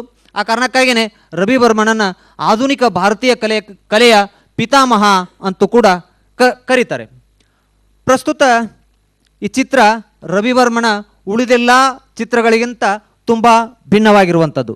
ಯಾಕೆ ಅಂತಂದರೆ ಆತನು ಚಿತ್ರಿಸಿರುವಂತಹ ಬಹುತೇಕ ಚಿತ್ರಗಳಲ್ಲಿ ನಮ್ಮ ಪುರಾಣ ಮಹಾಕಾವ್ಯಗಳಿಂದ ಆಯ್ದ ವಸ್ತುಗಳೇ ಇವೆ. ಅದನ್ನು ಬಿಟ್ಟರೆ ರಾಜಮನೆತನದವರು ಮತ್ತು ಶ್ರೀಮಂತ ವರ್ಗದವರು ಟಿವಿಯಿಂದ ನಿಂತಿರ್ತಕ್ಕಂತಹ ಕೆಲವು ಭಾವಚಿತ್ರಗಳಿವೆ. ಇದೊಂದು ಭಿಕ್ಷುಕ ಇಲ್ಲಿ ಪರಿವಾರ ಇರೋದರಿಂದ ಇದು ತುಂಬ ಅಪರೂಪವಾಗಿರ್ತಕ್ಕಂಥ ರವಿವರ್ಮನ ಒಂದು ಚಿತ್ರ ಅಂತ ಹೇಳ್ಬೋದು. ಇದರ ಇನ್ನೊಂದು ಭಿನ್ನತೆ ಏನು ಅಂತಂದರೆ ರವಿವರ್ಮನ ಬಹುತೇಕ ಚಿತ್ರಗಳಲ್ಲಿ ಬ್ಯಾಕ್ಗ್ರೌಂಡ್ ತುಂಬ ಡಾರ್ಕ್ ಆಗಿರುತ್ತದೆ ಮತ್ತು ಒಂದು ರೀತಿಯಲ್ಲಿ ಆ ಫಿಗರ್ಗಳಿಗೆ ಮರ್ಜ್ ಆಗಿರುವುದನ್ನು ಕಾಣ್ಬೋದು. ಆದರೆ ಈ ಚಿತ್ರದಲ್ಲಿ ತುಂಬ ಲೈಟ್ ಆಗಿರ್ತಕ್ಕಂತಹ ಬ್ಯಾಕ್ಗ್ರೌಂಡ್ ಇದೆ. ಆಕೃತಿಗಳು ತುಂಬ ದಟ್ಟವಾದ ವರ್ಣದಿಂದ ಅವು ಇಲ್ಲಿ ಪ್ರತ್ಯೇಕ ಒಂದು ರೀತಿಯ ಎದ್ದು ಕಾಣುವಂಥ ಒಂದು ಇದನ್ನು ಶೈಲಿಯನ್ನು ನಾವು ಇದನ್ನು ನೋಡ್ತಾ ಇದ್ದೀವಿ. ಈ ಚಿತ್ರದಲ್ಲಿ ಇರ್ತಕ್ಕಂಥ ಭಿಕ್ಷುಕ ಒಂದು ಪರಿವಾರ ಏನಿದೆಯಲ್ಲ, ಅಲ್ಲಿ ತಂಬೂರಿ ಮೀಡ್ತಾ ಇರ್ತಕ್ಕಂತಹ ಒಬ್ಬ ತಾಯಿ ಇದ್ದಾಳೆ. ಇದು ಮುಖ್ಯ ಆಕೃತಿ ಅನಿಸಿದ್ರು ಕೂಡ ಈ ಎಲ್ಲ ಆಕೃತಿಗಳಲ್ಲಿ ನನಗೆ ತುಂಬ ಗಮನ ಸೆಳೆಯೋದು ಅಲ್ಲಿ ಕುಳಿತಿರ್ತಕ್ಕಂಥ ಮುಗ್ಧ ಹುಡುಗಿ. ಆ ಮುಗ್ಧ ಹುಡುಗಿಯ ಭಾವದಲ್ಲಿ ಒಂದು ಬಹಳ ಸೆಳೀತಕ್ಕಂತಹ ಒಂದು ಭಾವ ಇದೆ. ಹತಾಶೆ ಮತ್ತು ಹಸಿವಿನಿಂದ ಕಂಗೆಟ್ಟು ಹೋಗಿರುವ ಆಕೆ ನನಗೆ ಹೇಗೆ ಕಾಣಿಸ್ತಾ ಇದ್ದಾಳೆ ಅಂತಂದರೆ, ಓಸೋನ ಒಂದು ಸಾಲಿನ ಕತೆ ಇದೆ, ಒಂದು ಮುದುಕಿ ಬಾಲ್ಯದಲ್ಲಿಯೇ ಸತ್ತು ಹೋಯಿತು ಅಂತ. ಆ ಕಥೆಯ ರೂಪಕದಂತೆ ಆ ಹುಡುಗಿ ನನಗಿಲ್ಲಿ ಕಾಣಿಸ್ತಾ ಇದ್ದಾಳೆ. ಇನ್ನು ತಾಯಿ ಮತ್ತು ತಂಗಿಗಿಂತ ಭಿನ್ನವಾಗಿ ತನ್ನದೇ ಲೋಕದಲ್ಲಿ ಮೈಮರೆತು ಕುಳಿತಿರುವಂಥ ಹುಡುಗ ಏನಿದ್ದಾನೆ, ಅವನು ತನ್ನ ಕೈಯನ್ನು ಪರಿಚಿಕೊಳ್ಳುವುದರಲ್ಲಿ ನಿರತನಾಗಿದ್ದಾನೆ. ತುಂಬ ಉದಾಸೀನದ ಒಂದು ಮೊತ್ತವಾಗಿ ಆತ ಇಲ್ಲಿ ಕುಳಿತಿದ್ದು ಕಂಡು ಬರ್ತದೆ. ಹಾಗೆ ತಾಯಿ ಎತ್ತಿಕೊಂಡಿರ್ತಕ್ಕಂಥ ಕೈಗೂಸಿನಲ್ಲಿ ಅದು ಅದರ ದೇಹಾಕಾರ ಅಷ್ಟು ಅಂಗರಚನಾ ಪ್ರಮಾಣಬದ್ಧವಾಗಿಲ್ಲ. ಅದು ಈ ಕಲಾಕೃತಿಯ ಒಂದು ಕೊರತೆ ಥರ ನನಗೆ ಕಾಣಿಸ್ತಾ ಇದೆ. ಇಡೀ ಚಿತ್ರಗಳು ಒಂದು ಸಜೀವ ಪಾತ್ರದಲ್ಲಿ ವ್ಯಕ್ತವಾಗಿದ್ದರೆ ಆ ಕೈಗೂಸು ಮಾತ್ರ ಅದರ ಒಂದಿಷ್ಟು ಸ್ಟ್ರಕ್ಚರ್, ದೇಹಾಕಾರ, ಅನಾಟಮಿ ಒಂಚೂರು ಕೊರತೆ ಆಗಿರೋದ್ರಿಂದ ಅದು ಈ ಕಲಾಕೃತಿಯ ಒಂದು ಊಣದಂತೆ ನನಗೆ ಕಾಣ್ತದೆ. ಆದರೂ ಕೂಡ ಇದೆಲ್ಲವನ್ನು ಮೀರಿ ಈ ಕಲಾಕೃತಿ ರವಿವರ್ಮನ ಬಹುತೇಕ ಕೃತಿಗಳು ಅರಸು ಮನೆತನದ್ದು, ಶ್ರೀಮಂತ ವರ್ಗದ್ದು ಮತ್ತು ಎಲ್ಲ ಉನ್ನತ ವರ್ಗದ್ವೇ ಇರೋದರಿಂದ ಆತ ದೀನರ ಮತ್ತು ದರಿದ್ರರ ಕಡೆಗೆ ಕಣ್ಣು ಹಾಯಿಸಿಲ್ಲ ಅನ್ನೋ ಆರೋಪದಿಂದ ಅವನನ್ನು ಮುಕ್ತಗೊಳಿಸೋದಕ್ಕೆ ಈ ಒಂದು ಕಲಾಕೃತಿ ಮಾತ್ರ ಪರಿಣಾಮಕಾರಿಯಾಗಿದೆ ಅಂತ ಹೇಳ್ಬೋದು. ಅಷ್ಟರ ಮಟ್ಟಿಗೆ ಈ ಕಲಾಕೃತಿ ಯಶಸ್ವಿಯಾಗಿದೆ. ಮುಂದಿನ ಕಲಾಕೃತಿ ಕುರಿತು ಬಂಟ್ನೂರವರು ಹೇಳ್ತಾರೆ. ಇದು ನಂದಲಾಲ್ ಬಸು ಅವರ ಕಲಾಕೃತಿ. ನಂದಲಾಲ್ ಬಸು ಅವರು ಭಾರತದ ಆಧುನಿಕ ಚಿತ್ರಕಲೆಗೆ ಬಂಗಾಳದ ಕೊಡುಗೆ ತುಂಬ ಅಪಾರವಾಗಿರುವಂಥದ್ದು. ಅವನೀಂದ್ರನಾಥ್ ಟ್ಯಾಗೋರನ್ನ ನವಯುಗದ ಪಿತಾಮಹ ಅಂತ ಶಿವರಾಮ್ ಕಾರಂತರು ಕರೆದಿದ್ದಾರೆ. ಆ ಅವನೀಂದ್ರನಾಥ್ ಟ್ಯಾಗೋರರ ಶಿಷ್ಯರೇ ಈ ನಂದಲಾಲ್ ಬಸು ಅವರು. ನಂದಲಾಲ್ ಬಸು ಅವರಿಗೆ ಪ್ರಾಚೀನ ಶಿಲ್ಪಶಾಸ್ತ್ರ, ಉಪನಿಷತ್, ಸಂಸ್ಕೃತ ಸಾಹಿತ್ಯ ಈ ಎಲ್ಲ ತತ್ವಗಳನ್ನು ಅರಿತುಕೊಂಡಿದ್ದರಿಂದ ಅವರಿಗೆ ಎಲ್ಲ ಕಲಾಕೃತಿಗಳ ಮೇಲೂ ಒಂದಿಷ್ಟು ಆಧ್ಯಾತ್ಮಿಕ ಛಾಯೆ ಇರೋದು ಕಂಡು ಬರ್ತದೆ. ಹಾಗೆಯೇ ಅವರು ಅಜಂತಾದ ಕಲಾಕೃತಿಗಳನ್ನು ಪ್ರತಿಕೃತಿ ಮಾಡಿರುವುದರಿಂದ ಆ ಅಜಂತಾ ಶೈಲಿಯ ಪ್ರಭಾವ ಕೂಡ ಅವರ ಕಲಾಕೃತಿಗಳ ಮೇಲೆ ಆಗಿದೆ. 1919ರಲ್ಲಿ ಬಸು ಅವರು ಶಾಂತಿನಿಕೇತನದ ಕಲಾ ವಿಭಾಗದ ಮುಖ್ಯಸ್ಥರಾಗ್ತಾರೆ. ಅವನೀಂದ್ರನಾಥ್ ಟ್ಯಾಗೋರರು ಭಾರತೀಯ ಕಲೆಯ ಆದರ್ಶಗಳನ್ನು ಬಳಸಿಕೊಂಡು ಒಂದು ಬಂಗಾಳ ಕಲೆಯ ಜನಕರಾದರೆ, ನಂದಲಾಲ್ ಬಸು ಅವರು ಅವನೀಂದ್ರನಾಥರ ಪ್ರೇರಣೆಯಿಂದ ಅವರು ಶಾಂತಿನಿಕೇತನ ಶೈಲಿಯ ನಿರ್ಮಾಪಕರಾದರು. ಈ ಕಲಾಕೃತಿಗೆ ಬಸು ಅವರು ಸಂಜೆ ಅಂತ ಹೆಸರು ಕೊಟ್ಟಿದ್ದಾರೆ. ಆದರೆ ಸಂಜೆಯ ದೃಶ್ಯ ಲಕ್ಷಣಗಳು ಈ ಕೃತಿಯಲ್ಲಿ ಗಾಢವಾಗಿ ಕಾಣಿಸೋದಿಲ್ಲ. ನಮ್ಮ ಇಂಪ್ರೆಷನಿಸ್ಟ್ ಕಲಾವಿದರು ಮಾಡ್ತಿರುವಂತೆ ಸನ್ಸೆಟ್ ಆಗಲಿ ಸನ್ರೈಸರ್ಗಳಂತೆ ಚಿತ್ರಿಸಿದಾರಲ್ಲ, ಅದರಲ್ಲಿ ದೃಶ್ಯದ ತೋರುಗಾಣಿಕೆ ಏನಿರ್ತದೆ ಆ ರೀತಿಯಾದಂಥ ಒಂದು ದೃಶ್ಯದ ತೋರುಗಾಣಿಕೆ ಇಲ್ಲಿ ಕಾಣಿಸೋದಿಲ್ಲ. ಸುಮ್ಮನೆ ಎರಡು ರೇಖೆಗಳನ್ನು ಎಳೆದಿದ್ದಾರೆ. ಸಂಜೆಯ ರಂಗು ಅನ್ನೋದಕ್ಕೆ ಆ ಎರಡು ರೇಖೆಗಳಿಂದಲೇ ಇದನ್ನು ನಾವು ಸಂಜೆ ಅಂತ ಹೇಳ್ಬೋದು. ಕಲಾಕೃತಿಯ ಆ ಸಂಜೆಯ ರಂಗನ್ನು ಬಿಟ್ಟರೆ ಕಲಾಕೃತಿಯ ತುಂಬ ಮರದ ಕಾಂಡಗಳು ಆವರಿಸಿಬಿಟ್ಟಿವೆ. ಸಾಮಾನ್ಯವಾಗಿ ನಮಗೆ ಸಂಜೆ ಅಂದ ಕೂಡಲೇ ಬೆಟ್ಟದ ಮರೆಯಲ್ಲಿ ಸೂರ್ಯ ಮುಳುಗ್ತಾ ಇರುವಂಥದ್ದು, ಆಕಾಶವೆಲ್ಲ ರಂಗಾಗಿರುವಂಥದ್ದು ಒಂದು ದೃಶ್ಯ ಕಣ್ಮುಂದೆ ಬರ್ತದೆ. ಆದರೆ ಬಸು ಅವರಿಗೆ ಅಂತಹ ಒಂದು ದೃಶ್ಯವನ್ನು ಕಾಣಿಸುವ ಉದ್ದೇಶ ಅವರಿಗಿಲ್ಲ. ಅವರ ಉದ್ದೇಶ ಏನಾಗಿದೆ ಅಂತಂದರೆ ಸಂಜೆ ಅಂತಂದರೆ ಒಂದು ಮೌನ, ಒಂದು ಏಕಾಂತ, ಒಂದು ನಿರುಮ್ಮಳ ಅನಿಸಿರಬೇಕು. ಆ ಭಾವವನ್ನು ಇಲ್ಲಿ ವ್ಯಕ್ತ ಮಾಡೋದಕ್ಕೆ ಹೀಗೆ ಚಿತ್ರಿಸಿದ್ದಾರೆ ಅಂತ ನನಗನ್ಸುತ್ತೆ. ಇಲ್ಲಿ ಅವರು ಮೌನದ ಸಂಕೇತವಾಗಿ ಅರಣ್ಯವನ್ನು ಬಳಸಿದ್ದಾರೆ. ಆ ಅರಣ್ಯವಾದರೂ ಕೂಡ ತುಂಬ ಸಂಕೀರ್ಣವಾಗಿ ಏನೂ ಇಲ್ಲ. ಒಂದಿಷ್ಟು ಕಾಂಡಗಳನ್ನು ಕಾಣಿಸೋದ್ರ ಮೂಲಕ ಆ ಸರಳತೆಯನ್ನು ಮೆರೆದಿದ್ದಾರೆ. ಆ ಕಾಂಡಗಳ ಮಧ್ಯೆಯಿಂದ ಒಬ್ಬ ಯುವತಿ ಇಲ್ಲಿ ಕಾಣಿಸಿಕೊಂಡಿದ್ದಾಳೆ. ಆ ಆಕೆಯನ್ನು ಯುವತಿ ಅಂತ ಕರೆಯುವುದಕ್ಕಿಂತಲೂ ಹೆಚ್ಚಾಗಿ ಆಕೆಯನ್ನು ಒಬ್ಬ ವಿರಾಗಿಣಿ ಅಂತ ಕರೀಬಹುದು. ವಿರಾಗಿಣಿ ಅಂದ ತಕ್ಷಣ ಮಾಧವನನ್ನು ಅರಸಿ ಹೊಂಟಿರುವಂತಹ ಮೀರಾ ನಮಗೆ ನೆನಪಾಗ್ತಾಳೆ. ಹಾಗೆ ನಮ್ಮ ನೆಲದ ಅಕ್ಕಮಹಾದೇವಿ ಕೂಡ ಚನ್ನಮಲ್ಲಿಕಾರ್ಜುನನ ಹುಡುಕಿ ಹೊರಟ ಅಕ್ಕಮಹಾದೇವಿ ಥರನೂ ಆಕೆ ಕಾಣಿಸ್ತಾಳೆ. ಮಹಾದೇವಿ ಅಕ್ಕನ ಹಾಗೆ ಆಕೆ ತೋರ್ತಿರೋದ್ರಿಂದ ಈ ಚಿತ್ರಕ್ಕೆ ಯಥಾರ್ಥವಾಗಿರುವಂತಹ ಒಂದು ಅಕ್ಕನ ವಚನ ಈ ಚಿತ್ರಕ್ಕೆ ಒಂದು ಶಾಬ್ದಿಕ ರೂಪದಲ್ಲಿ ಆ ವಚನ ಇದೆ ಏನೋ ಅನ್ನೋಷ್ಟರ ಮಟ್ಟಿಗೆ ಈ ಚಿತ್ರಕ್ಕೆ ಹೊಂದುವಂಥ ಒಂದು ವಚನ ಇದೆ. ಅದು ಅಕ್ಕಮಹಾದೇವಿಯ ಒಂದು ವಚನ. ಒಡಲ ಕಳವಳಕ್ಕಾಗಿ ಅಡವಿಯ ಪೊಕ್ಕೆನು, ಗಿಡ ದಪ್ಪದೆ ಬೇಡಿದೆನೆ ನಂಗಕ್ಕೆಂದು, ಅವು ನೀಡಿದವು ತಮ್ಮ ಲಿಂಗಕ್ಕೆಂದು, ಆನು ಬೇಡಿ ಭವಿಯಾದೆನು, ಅವು ನೀಡಿ ಭಕ್ತರಾದವು, ಇನ್ನು ಬೇಡಿದೆ ನಾಡ್ದಡೆ ಚನ್ನಮಲ್ಲಿಕಾರ್ಜುನಯ್ಯ ನಿಮ್ಮಾಣೆ. ತೇಟು ಹೊಂದುವಂತೆ ಈ ವಚನ ಆ ಚಿತ್ರಕ್ಕೆ ಹೊಂದುವಂತೆ ನನಗೆ ಕಾಣಿಸ್ತು. ಮುಂದಿನ ಚಿತ್ರವನ್ನು ಬಂಟ್ನೂರವರು ವಿಶ್ಲೇಷಣೆ ಮಾಡ್ತಾರೆ.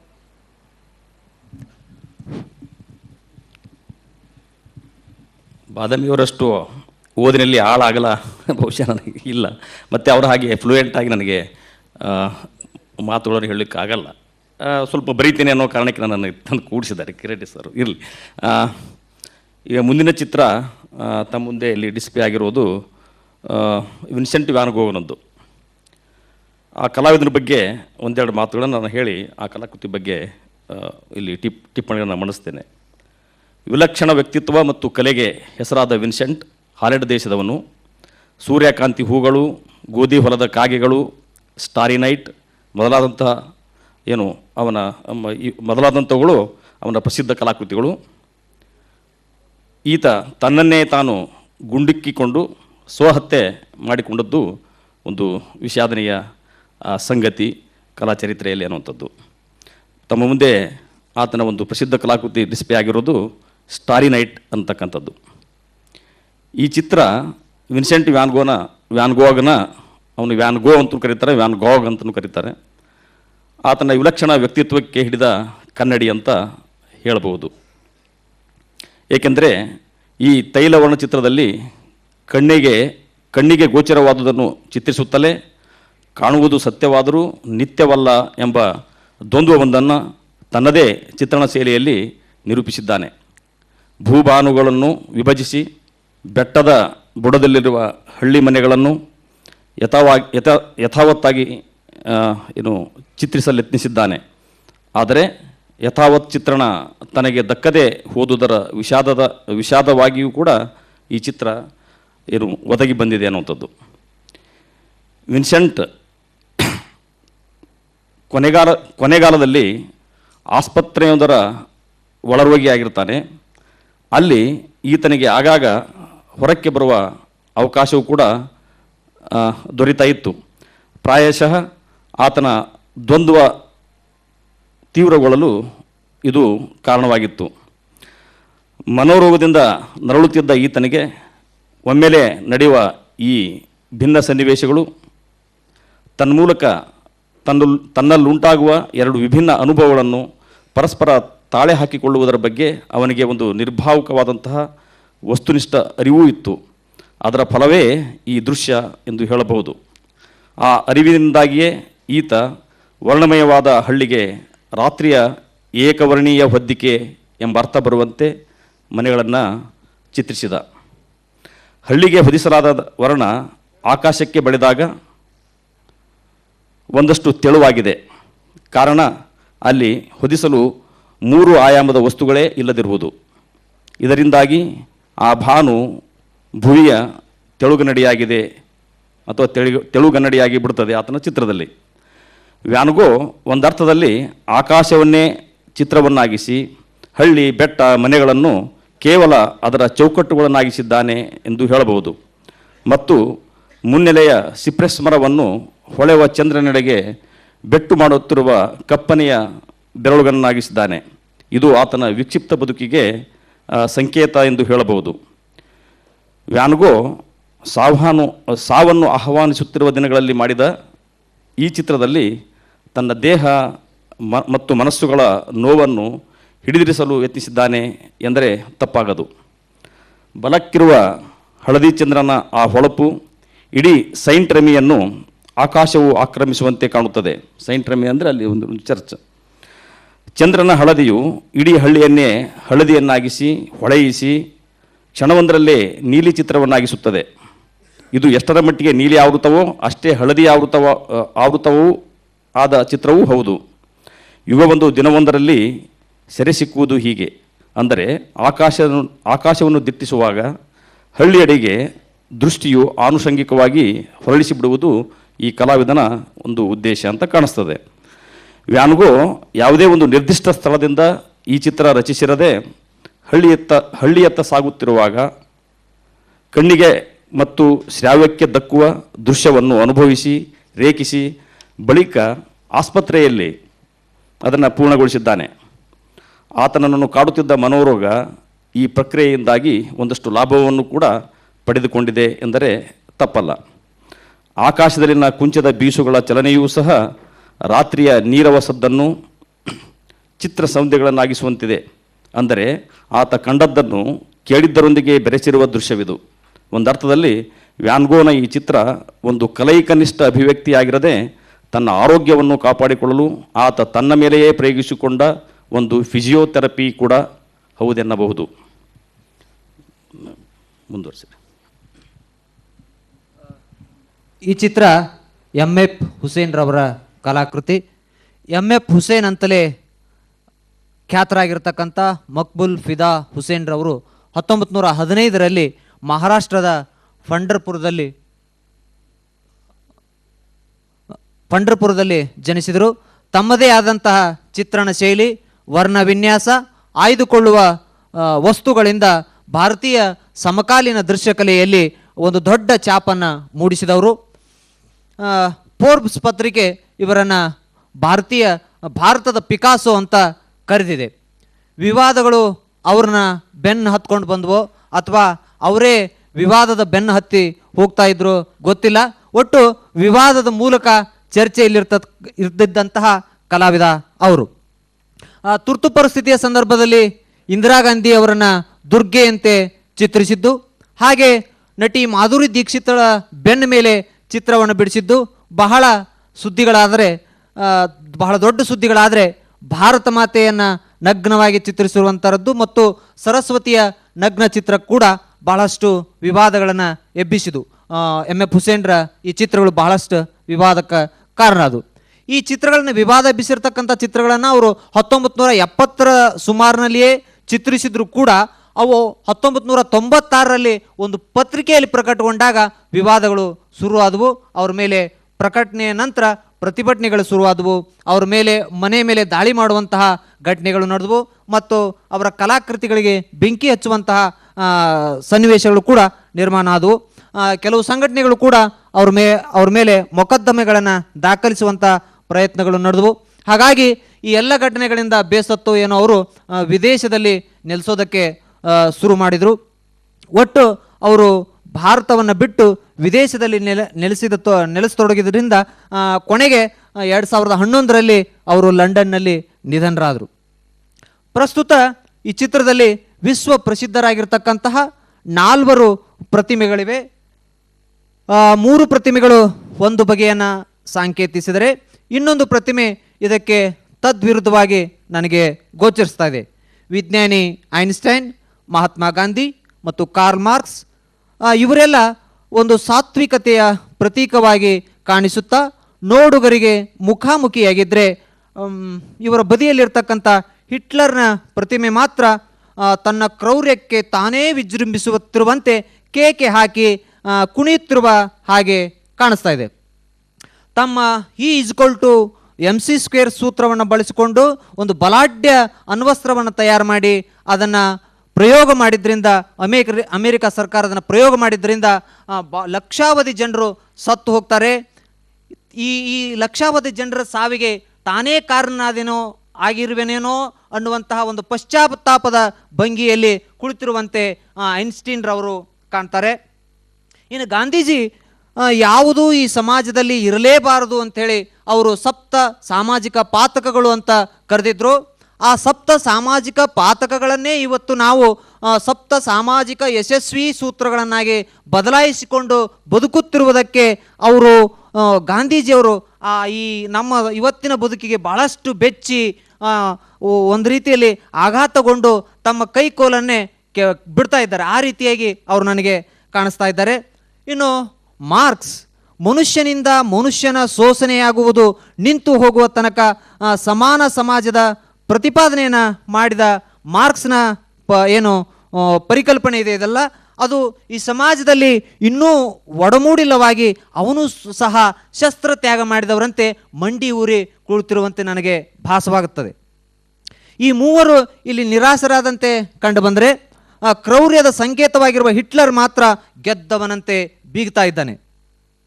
ಕಲಾಕೃತಿಯ ಆಚೆಗೆ ಹಿಟ್ಲರ್ನ ಬದುಕನ್ನು ಸ್ವಲ್ಪ ಗಮನಿಸಿದಾಗೆ ನನ್ನಲ್ಲಿ ಒಡಮೂಡುವ ಒಂದು ಪ್ರಶ್ನೆ ಏನು ಅಂತಂದರೆ, ಹಿಟ್ಲರ್ ಮೂಲತಃ ಒಬ್ಬ ಒಳ್ಳೆಯ ಚಿತ್ರಕಲಾವಿದನಾಗಿದ್ದ, ಕವಿಯಾಗಿದ್ದ, ಸಂಗೀತ ಪ್ರೇಮಿಯಾಗಿದ್ದ. ಇಂತಹ ಸಹೃದಯ ವ್ಯಕ್ತಿಯಾಗಿದ್ದಂಥ ಹಿಟ್ಲರ್ ಕೊನೆಗೆ ಅವನಲ್ಲಿ ಸೈತಾನ್ತನ ಯಾಕೆ ಉಳಿತು ಅನ್ನೋದು ನನಗೆ ಒಂದು ಕಾಡ್ತಿರುವಂತಹ ಪ್ರಶ್ನೆ. ಇದು ಕಲಾಕೃತಿ ಆಚೆಗಿನ ಪ್ರಶ್ನೆ ಇರಲಿ. ಈ ಚಿತ್ರವನ್ನು ಐತಿಹಾಸಿಕ ಚೌಕಟ್ಟಿನಿಂದ ವರ್ತಮಾನಕ್ಕೆ ಕನೆಕ್ಟ್ ಮಾಡೋದಾದರೆ OL ನಾಗಭೂಷಣ್ ಸ್ವಾಮಿಗಳು ಒಂದು ಕಡೆ ಹೇಳ್ತಾರೆ ಹಿಟ್ಲರ್ ಕಥನ ಅನ್ನೋದರಲ್ಲಿ, ಲೋಕ ಇರುವವರೆಗೂ ಸೈತಾನ್ ಇದ್ದೇ ಇರುತ್ತಾನೆ. ಯಾವ ದೇಶದಲ್ಲಿ ಯಾವ ಕಾಲದಲ್ಲಿ ಅಧಿಕಾರ ಬೇಕು ಎಂದು ಹಾತೊರೆಯುತ್ತಾರೆ. ಅಷ್ಟೇ ಏಕೆ ಮನೆಯಲ್ಲಿ ತಮ್ಮದೇ ಮಾತು ಅಧಿಕಾರ ನಡೆಯಬೇಕು ಅನ್ನುವ ಜನಸಾಮಾನ್ಯರಲ್ಲೂ ಹಿಟ್ಲರ್ ಅಂಶ ಇದೆ. ಗೆಲ್ಲುವ ಹಠ ಎಲ್ಲರಲ್ಲೂ ಈ ಹಿಟ್ಲರ್ ಇದ್ದೇ ಇರುತ್ತಾನೆ ಅಂತ. ಈ ಮಾತಿನ ಚುಂಗನ್ನೇ ಹಿಡಿದು ಹೇಳೋದಾದರೆ, ನಮ್ಮಲ್ಲಿದ್ದ ಅಥವಾ ನಮ್ಮಲ್ಲಿರಬಹುದಾದ ಗಾಂಧಿತನ, ಮಾರ್ಕ್ಸ್ತನ ಕ್ಷೀಣಿಸುತ್ತಾ ಹೋಗಿ ಕೇವಲ ನಮ್ಮೆಲ್ಲರಲ್ಲಿ ಇವತ್ತ ಹಿಟ್ಲರ್ ತನ ಒಂದೇ ಮೆರೆಯುತ್ತಿದೆಯಾ ಅನ್ನುವಂತಹ ಬಹಳ ದೊಡ್ಡ ಪ್ರಶ್ನೆಯನ್ನು ಈ ಕಲಾಕೃತಿ ಹುಟ್ಟು ಹಾಕ್ತಾ ಇದೆ ಅಂತ ನನಗನ್ನಿಸ್ತಾ ಇದೆ. ಇನ್ನು ಮುಂದಿನ ಕೃತಿ ರೇಖಾಚಿತ್ರಗಳ ಕುರಿತು ಬಂಟ್ನೂರವರು ಹೇಳ್ತಾರೆ. ಆರಂಭದಲ್ಲಿ ನಾನು ರೇಖೆಗಳ ಕುರಿತು ಮಾತಾಡಿದೆ. ಈಗ ರೇಖಾಚಿತ್ರಗಳ ಕುರಿತು ಮುಖ್ಯವಾಗಿ KK ಹೆಬ್ಬಾರರ ಒಂದೆರಡು ರೇಖಾಚಿತ್ರಗಳನ್ನು ತಮ್ಮ ಮುಂದೆ ತೋರಿಸಿ ಅದರ ಕುರಿತು ಚರ್ಚೆ ಮಾಡೋದು ಅಂತ. ಕಟ್ಟಿಂಗೇರಿ ಕೃಷ್ಣ ಹೆಬ್ಬಾರ್ ನಮ್ಮ ನಾಡಿನ ಪ್ರಸಿದ್ಧ ಕಲಾವಿದರು, ಅನೇಕರಿಗೆ ಗೊತ್ತಿದೆ. ನೈಜ ಶೈಲಿಯಿಂದ ನವ್ಯಕ್ಕೆ ಜಿಗಿದವರು ಅವರು. ಬದುಕಿನ ಬಹುಭಾಗವನ್ನು ಮುಂಬೈಯಲ್ಲೇ ಕಳೆದಂತಹ ಇವರು ಹಲವಾರು ಮಾಧ್ಯಮ ಮತ್ತು ಶೈಲಿಗಳಲ್ಲಿ ಚಿತ್ರಗಳನ್ನು ರಚನೆ ಮಾಡಿದ್ದಾರೆ. ವಿಶೇಷವಾಗಿ ಅವರ ರೇಖೆಗಳ ಕುರಿತು ಹೇಳೋದಾದರೆ, ರೇಖೆಗಳ ಮೇಲೆ ಇವರಷ್ಟು ಹಿಡಿತವನ್ನು ಸಾಧಿಸಿದಂತಹ ಕಲಾವಿದ ಬೇರೊಬ್ಬರು ಇಲ್ಲ ಅಂತ ಹೇಳ್ಬೋದು. ಹೆಬ್ಬಾರ್ ಎಂದರೆ ರೇಖಾಚಿತ್ರಗಳು ಎನ್ನುವಷ್ಟರ ಮಟ್ಟಿಗೆ ಅವರ ವಿಶಿಷ್ಟ ಛಾಪು ಕಾಣಬಹುದು. ಅದರಲ್ಲೂ ಲಯಬದ್ಧವಾದ ರೇಖೆಗಳಿಗೆ ಅನನ್ಯವಾದ ಪ್ರಾಮುಖ್ಯತೆಯನ್ನು ನೀಡಿ ಚಿತ್ರಿಸಿದವರು ಹೆಬ್ಬಾರರು. ಅವರದೇ ರೇಖಾಚಿತ್ರಗಳ ಸಂಕಲನಕ್ಕೆ ಹಾಡುವ ರೇಖೆಗಳು ಎಂದು ಹೆಸರಿಸಿರುವರು. ಇದನ್ನು ಇಂದಿರಾ ಗಾಂಧಿಯವರು ಕಳಿಸಿದ್ರಂತೆ. ಅದನ್ನು ನೋಡಿದ ಪ್ರಧಾನಿ ಇಂದಿರಾ ಗಾಂಧಿಯವರು ಅಷ್ಟು ಕಡಿಮೆ ಗೆರೆಗಳಲ್ಲಿ ಎಂತಹ ಚಲನೆ ಮತ್ತು ಲಾವಣ್ಯವನ್ನು ತುಂಬಿದ್ದೀರಿ ಎನ್ನುವಂಥ ಒಂದು ಉದ್ಗಾರದ ಸಾಲನ್ನು ಸೇರಿಸಿ ಅವರಿಗೆ ಪತ್ರ ಬರೆದಿದ್ದರಂತೆ. ಈ ಹಾಡುವ ರೇಖೆಗಳಿಗೆ ಮುನ್ನುಡಿ ಬರೆದ ಮುಲ್ಕರಾಜ್ ಆನಂದರು ರೇಖೆಗಳು ಸೃಷ್ಟಿಕರ್ತನ ಹ್ರಸ್ವ ಲೇಖನದಂತೆ ಕಾಣುತ್ತವೆ. ಅವುಗಳ ತ್ರಿವಿಕ್ರಮ ಶಕ್ತಿ ಅಪಾರ, ಕತ್ತಲಾದ ಬಾನಿನಲ್ಲಿ ಒಮ್ಮೆಲೆ ಸೆಳೆಮಿಂಚು ಕೋರೈಸಿದಂತೆ, ಹೀಗೆಲ್ಲ ಅವರು ಸುದೀರ್ಘವಾಗಿ ಮುನ್ನುಡಿಯಲ್ಲಿ ಬರೆದಿದ್ದಾರೆ. ಕೆಲವು ಅಂಶಗಳನ್ನಲ್ಲಿ ಪ್ರಸ್ತಾಪಿಸಿದೆ. ಇಲ್ಲಿ ತಮ್ಮ ಮುಂದೆ ದಂಪತಿಗಳ ಒಂದು 2-3 ಚಿತ್ರಗಳನ್ನು ನಾನಿಲ್ಲಿ ಕೆಲವು ಟಿಪ್ಪಣಿಗಳನ್ನು ಮಂಡಿಸ್ತೇನೆ. ಚರ್ಚೆಯಲ್ಲಿ ಮತ್ತೆ ಅದನ್ನು ಕೈಗೆತ್ತಿಕೊಳ್ಳಬಹುದು ಅಂತ. ಇವುಗಳ ನಾನು ದಂಪತಿಗಳ ರೇಖಾಚಿತ್ರಗಳು ಅಂತ ಕರೆದಿದ್ದೇನೆ. ವರಕವಿ ಬೇಂದ್ರೆಯವರ ಆಯ್ದ ಕವನಗಳ ಸಂಕಲನ ಒಲವೇ ನಮ್ಮ ಬದುಕು ಅಂತ ಇದೆ. ಅನೇಕ ತಾವೆಲ್ಲ ನೋಡಿದ್ದೀರಿ. ಹೆಸರೇ ಸೂಚಿಸುವ ಹಾಗೆ ಹಳ್ಳಿಗರ ಬದುಕಿನಲ್ಲಿ ಹಾಸುಹೊಕ್ಕಾಗಿರುವ ಪ್ರೀತಿ, ಪ್ರೇಮ, ನೋವು, ನಲಿವುಗಳನ್ನು ಬಿಂಬಿಸುವಂತಹ ಕೃತಿ ಇದು. ಅಥವಾ ಪ್ರೀತಿಯೇ ಮಡುಗಟ್ಟಿರುವಂತಹ ಒಂದು ರಸವತ್ತಾದ ಕೃತಿ ಅಂತ ಹೇಳಿದರೆ ತಪ್ಪಾಗಲಿಕ್ಕಿಲ್ಲ. ಇದರಲ್ಲಿ ಹೆಬ್ಬಾರ್ ರಚಿಸಿದಂತಹ 8 ರೇಖಾಚಿತ್ರಗಳು ಇವೆ. ಅದರಲ್ಲಿ ನಾನು ಬಡವಿ ಅನ್ನುವಂಥದ್ದು ಏನು ಕವನಕ್ಕೆ ಬರೆದಂಥ ಒಂದು ಚಿತ್ರ. ಅದಕ್ಕೆ ಇನ್ನೊಂದು ಸ್ವಲ್ಪ ಹಿಂದೆ ಕೊಡಿಸಿ.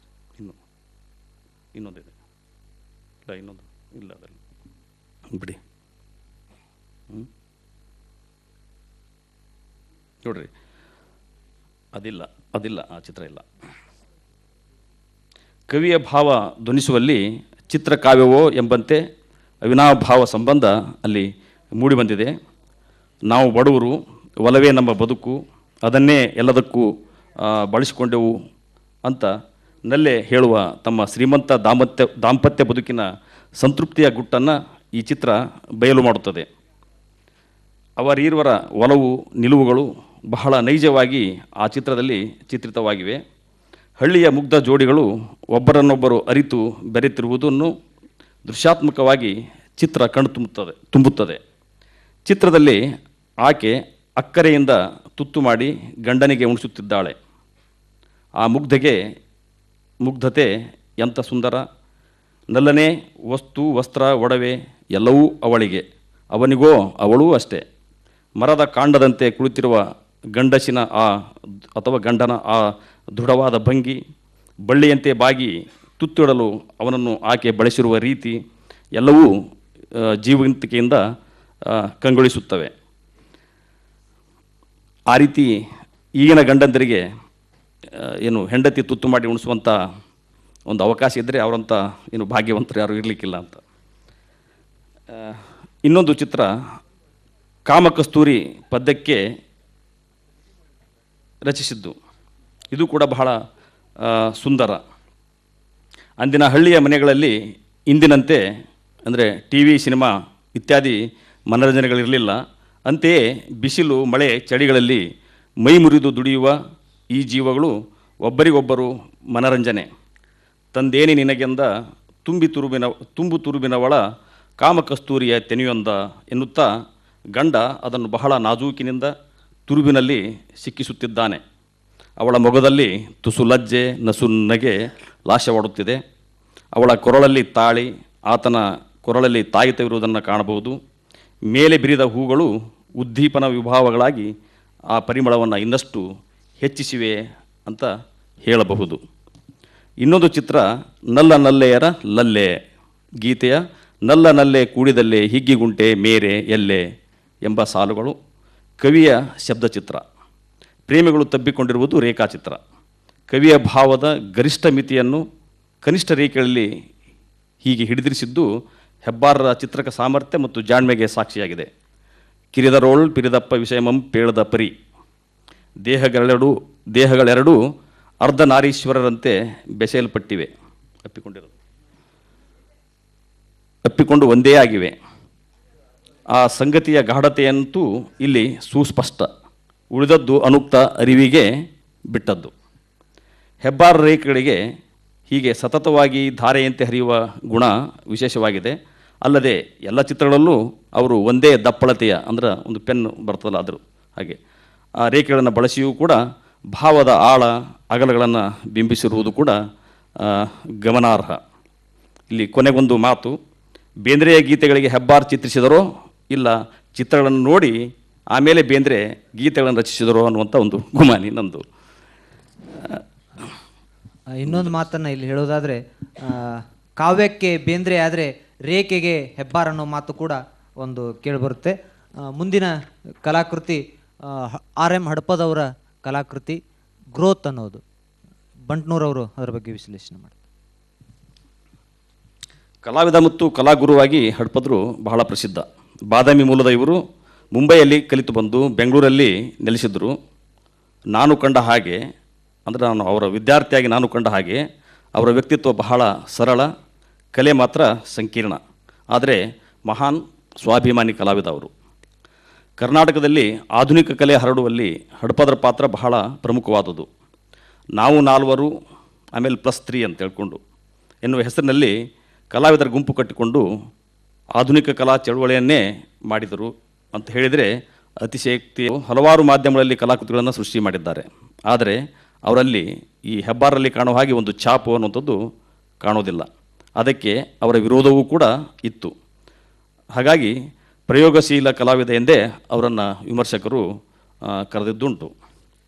ಅವರ ಒಂದು ವರ್ಣಚಿತ್ರ ತಮ್ಮ ಮುಂದೆ ಪ್ರಸ್ತುತ ಆಗಿದೆ.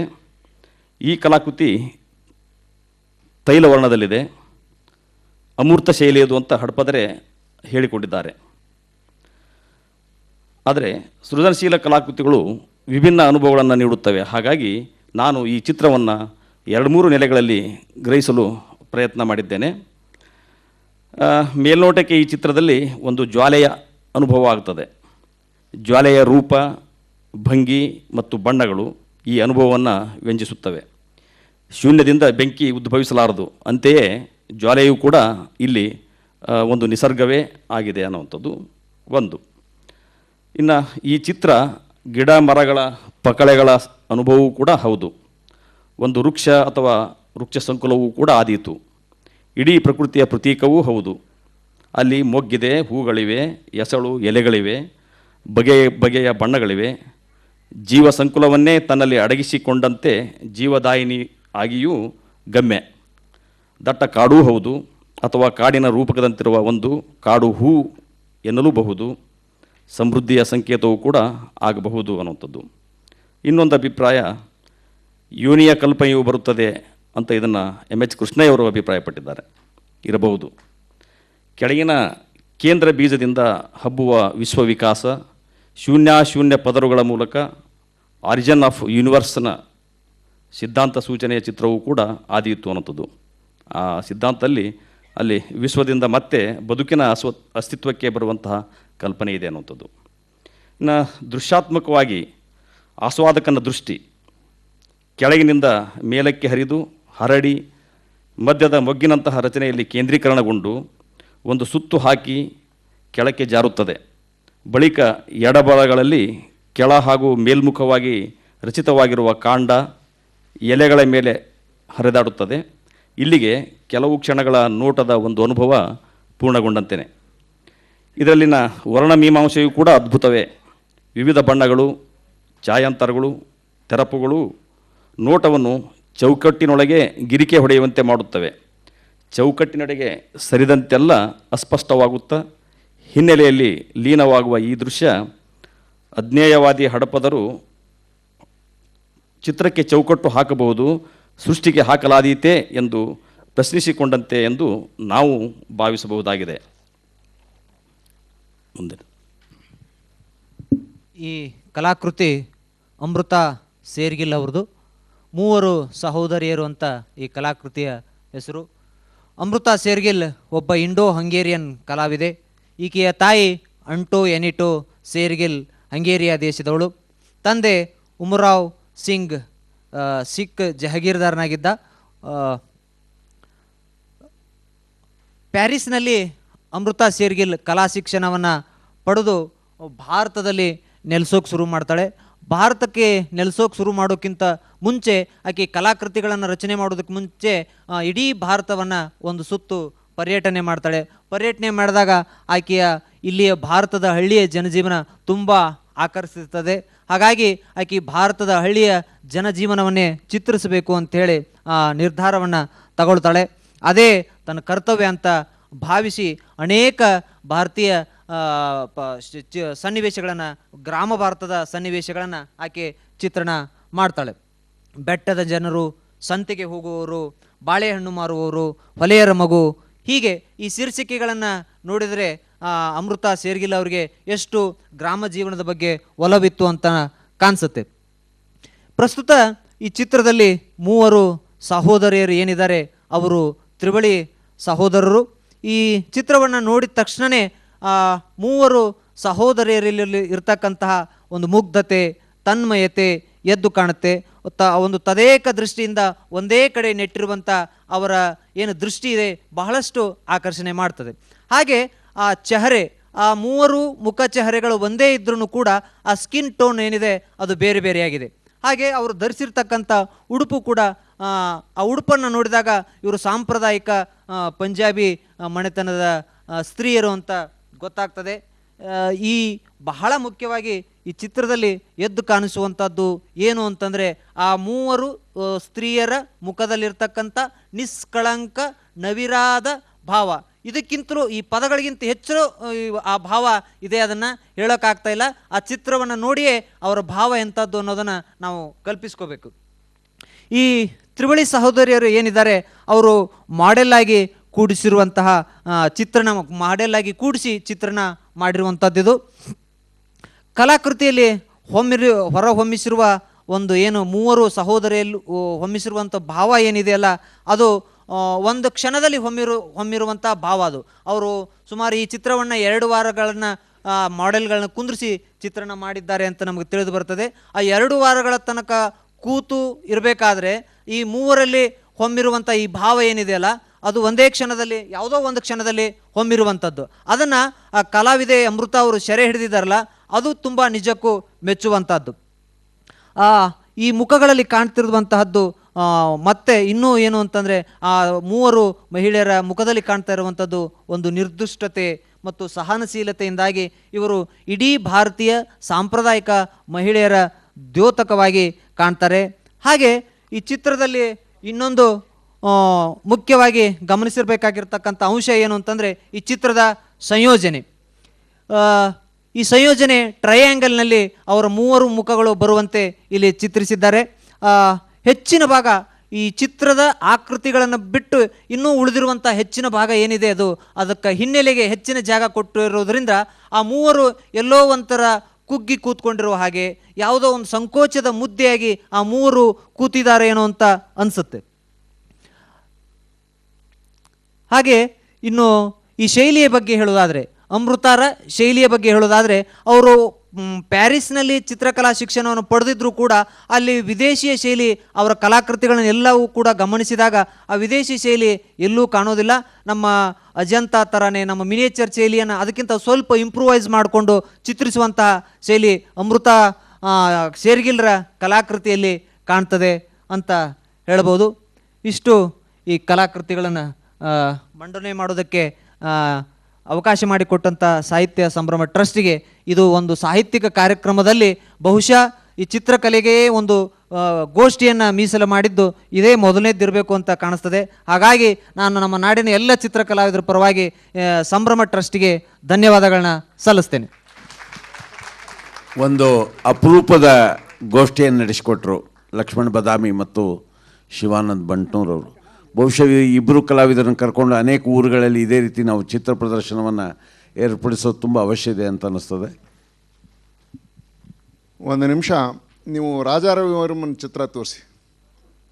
ನಾನು ರಾಜಾ ರವಿವರ್ಮ ಮತ್ತು ಹಡಪದವರ ಚಿತ್ರದ ಅಧ್ಯಯನ ಮಾಡಿದ್ದೇನೆ, ಅದಕ್ಕಾಗಿ ಹೇಳೋದು.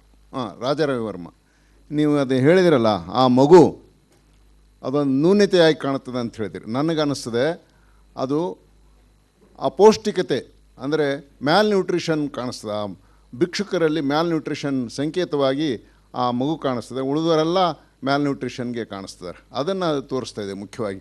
ನೀವು ಅದನ್ನು ತಪ್ಪಾಗಿ ಅರ್ಥೈಸಿದ್ರಿ. ಕತೆ ಶಕ್ತಿ ಅದ್ರ ಬಗ್ಗೆ ನಾನು ಅಂತ ಹೇಳ್ತಾ ಇಲ್ಲ. ಅದರ ಅನಾಟಮಿ ಏನಿದೆಯಲ್ಲ ಅದು ಅನಾಟಮಿ, ಅದು ಮಲಗಿದಾಗ ಕಾಣ್ತಕ್ಕಂಥ ಭಂಗಿ ಬೇರೆನೇ ಕಾಣಿಸುತ್ತೆ ಸರ್. ಅದು ಮಲಗಿದಾಗ ಕಾಣಿಸುವಂಥ ಮಗುವಿನ ಆ ತೊಡೆ ಮೇಲೆ ಮಲಗಿದಾಗ ಆ ಮಗುವಿನ ಭಂಗಿ ಬೇರೆಯಾಗಿ ಕಾಣಿಸ್ತದೆ. ಅಲ್ಲಿ ಎದ್ದು ಅದು ಒಂಚೂರು ಮೇಲೆ ಎದ್ದಿರುವಂಥ ಭಂಗಿ ಇದೆ. ಅದಕ್ಕಾಗಿ ಅದು ಅಪೌಷ್ಟಿಕತೆ ಇರ್ಬೋದು, ಇಲ್ಲ ಅಂತಲ್ಲ, ಆದರೆ ಆ ದೇಹದ ಭಂಗಿ ಒಂಚೂರು ನ್ಯೂನತೆ ಆಗಿದೆ ಅಂತ ನಾನು ಹೇಳ್ತಾ ಇದ್ದೆ. ತಂಬೂರಿಯನ್ನು ಮೀಟ್ತಾ, ಅದು ಒಂದು ಭಿಕ್ಷುಕ ಕುಟುಂಬ ಆಗಿರೋದ್ರಿಂದ ತಂಬೂರಿಯನ್ನು ಮೀಟ್ತಾ ಆಕೆ ಹಾಡೋದ್ರಲ್ಲಿ ನಿರತ ಆಗಿದ್ದಾಳೆ ಅಂತ ಹೇಳ್ಬೋದು.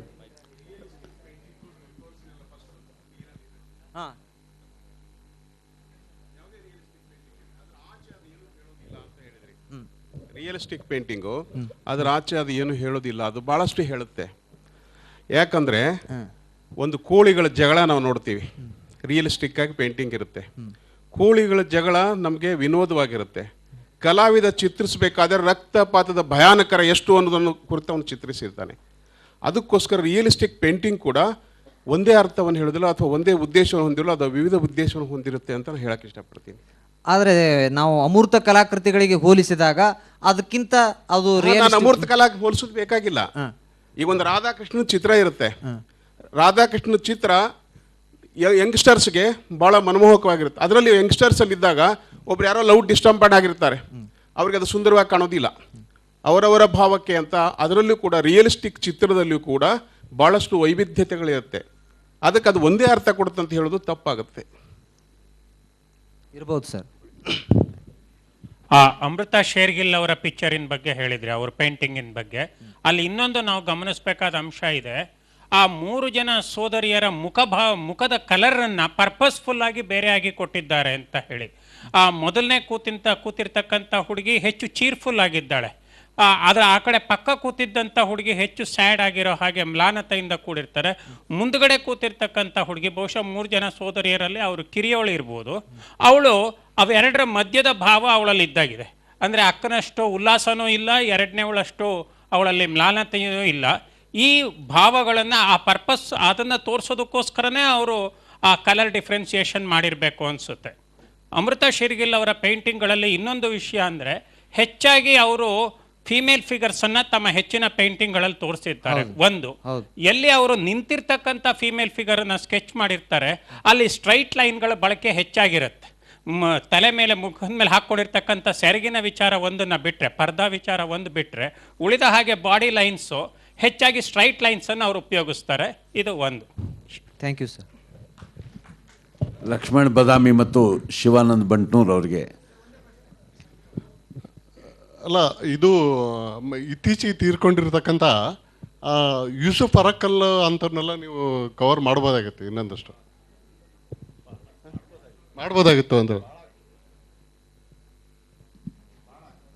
ಅಲ್ಲ, ಅವಧಿ ಸೀಮಿತ ಇದ್ದದ್ರಿಂದ ಪಾಪ ಇಷ್ಟು ತೋರಿಸಿದ್ದಾರೆ. ಅಲ್ಲ, ನಿಮ್ಮ ಗಮನದಲ್ಲಿ ಇರಲಿ ಅಂತ ನಾನು ಹೇಳ್ತಾ ಇದ್ದೀನಿ. ಮುಂದಿನ ದಿನಗಳಲ್ಲಿ ಸಂಭ್ರಮದವರು ಅವಕಾಶ ಮಾಡಿಕೊಟ್ರೆ ಆ ಥರದ ಕಲಾಕೃತಿಗಳನ್ನು ಖಂಡಿತವಾಗಿ ಮಾಡ್ಬೋದು, ಚರ್ಚೆ ಮಾಡ್ಬೋದು. ಲಕ್ಷ್ಮಣ ಬದಾಮಿ ಮತ್ತು ಶಿವಾನಂದ್ ಬಂಟ್ನೂರ್ ಅವರಿಗೆ.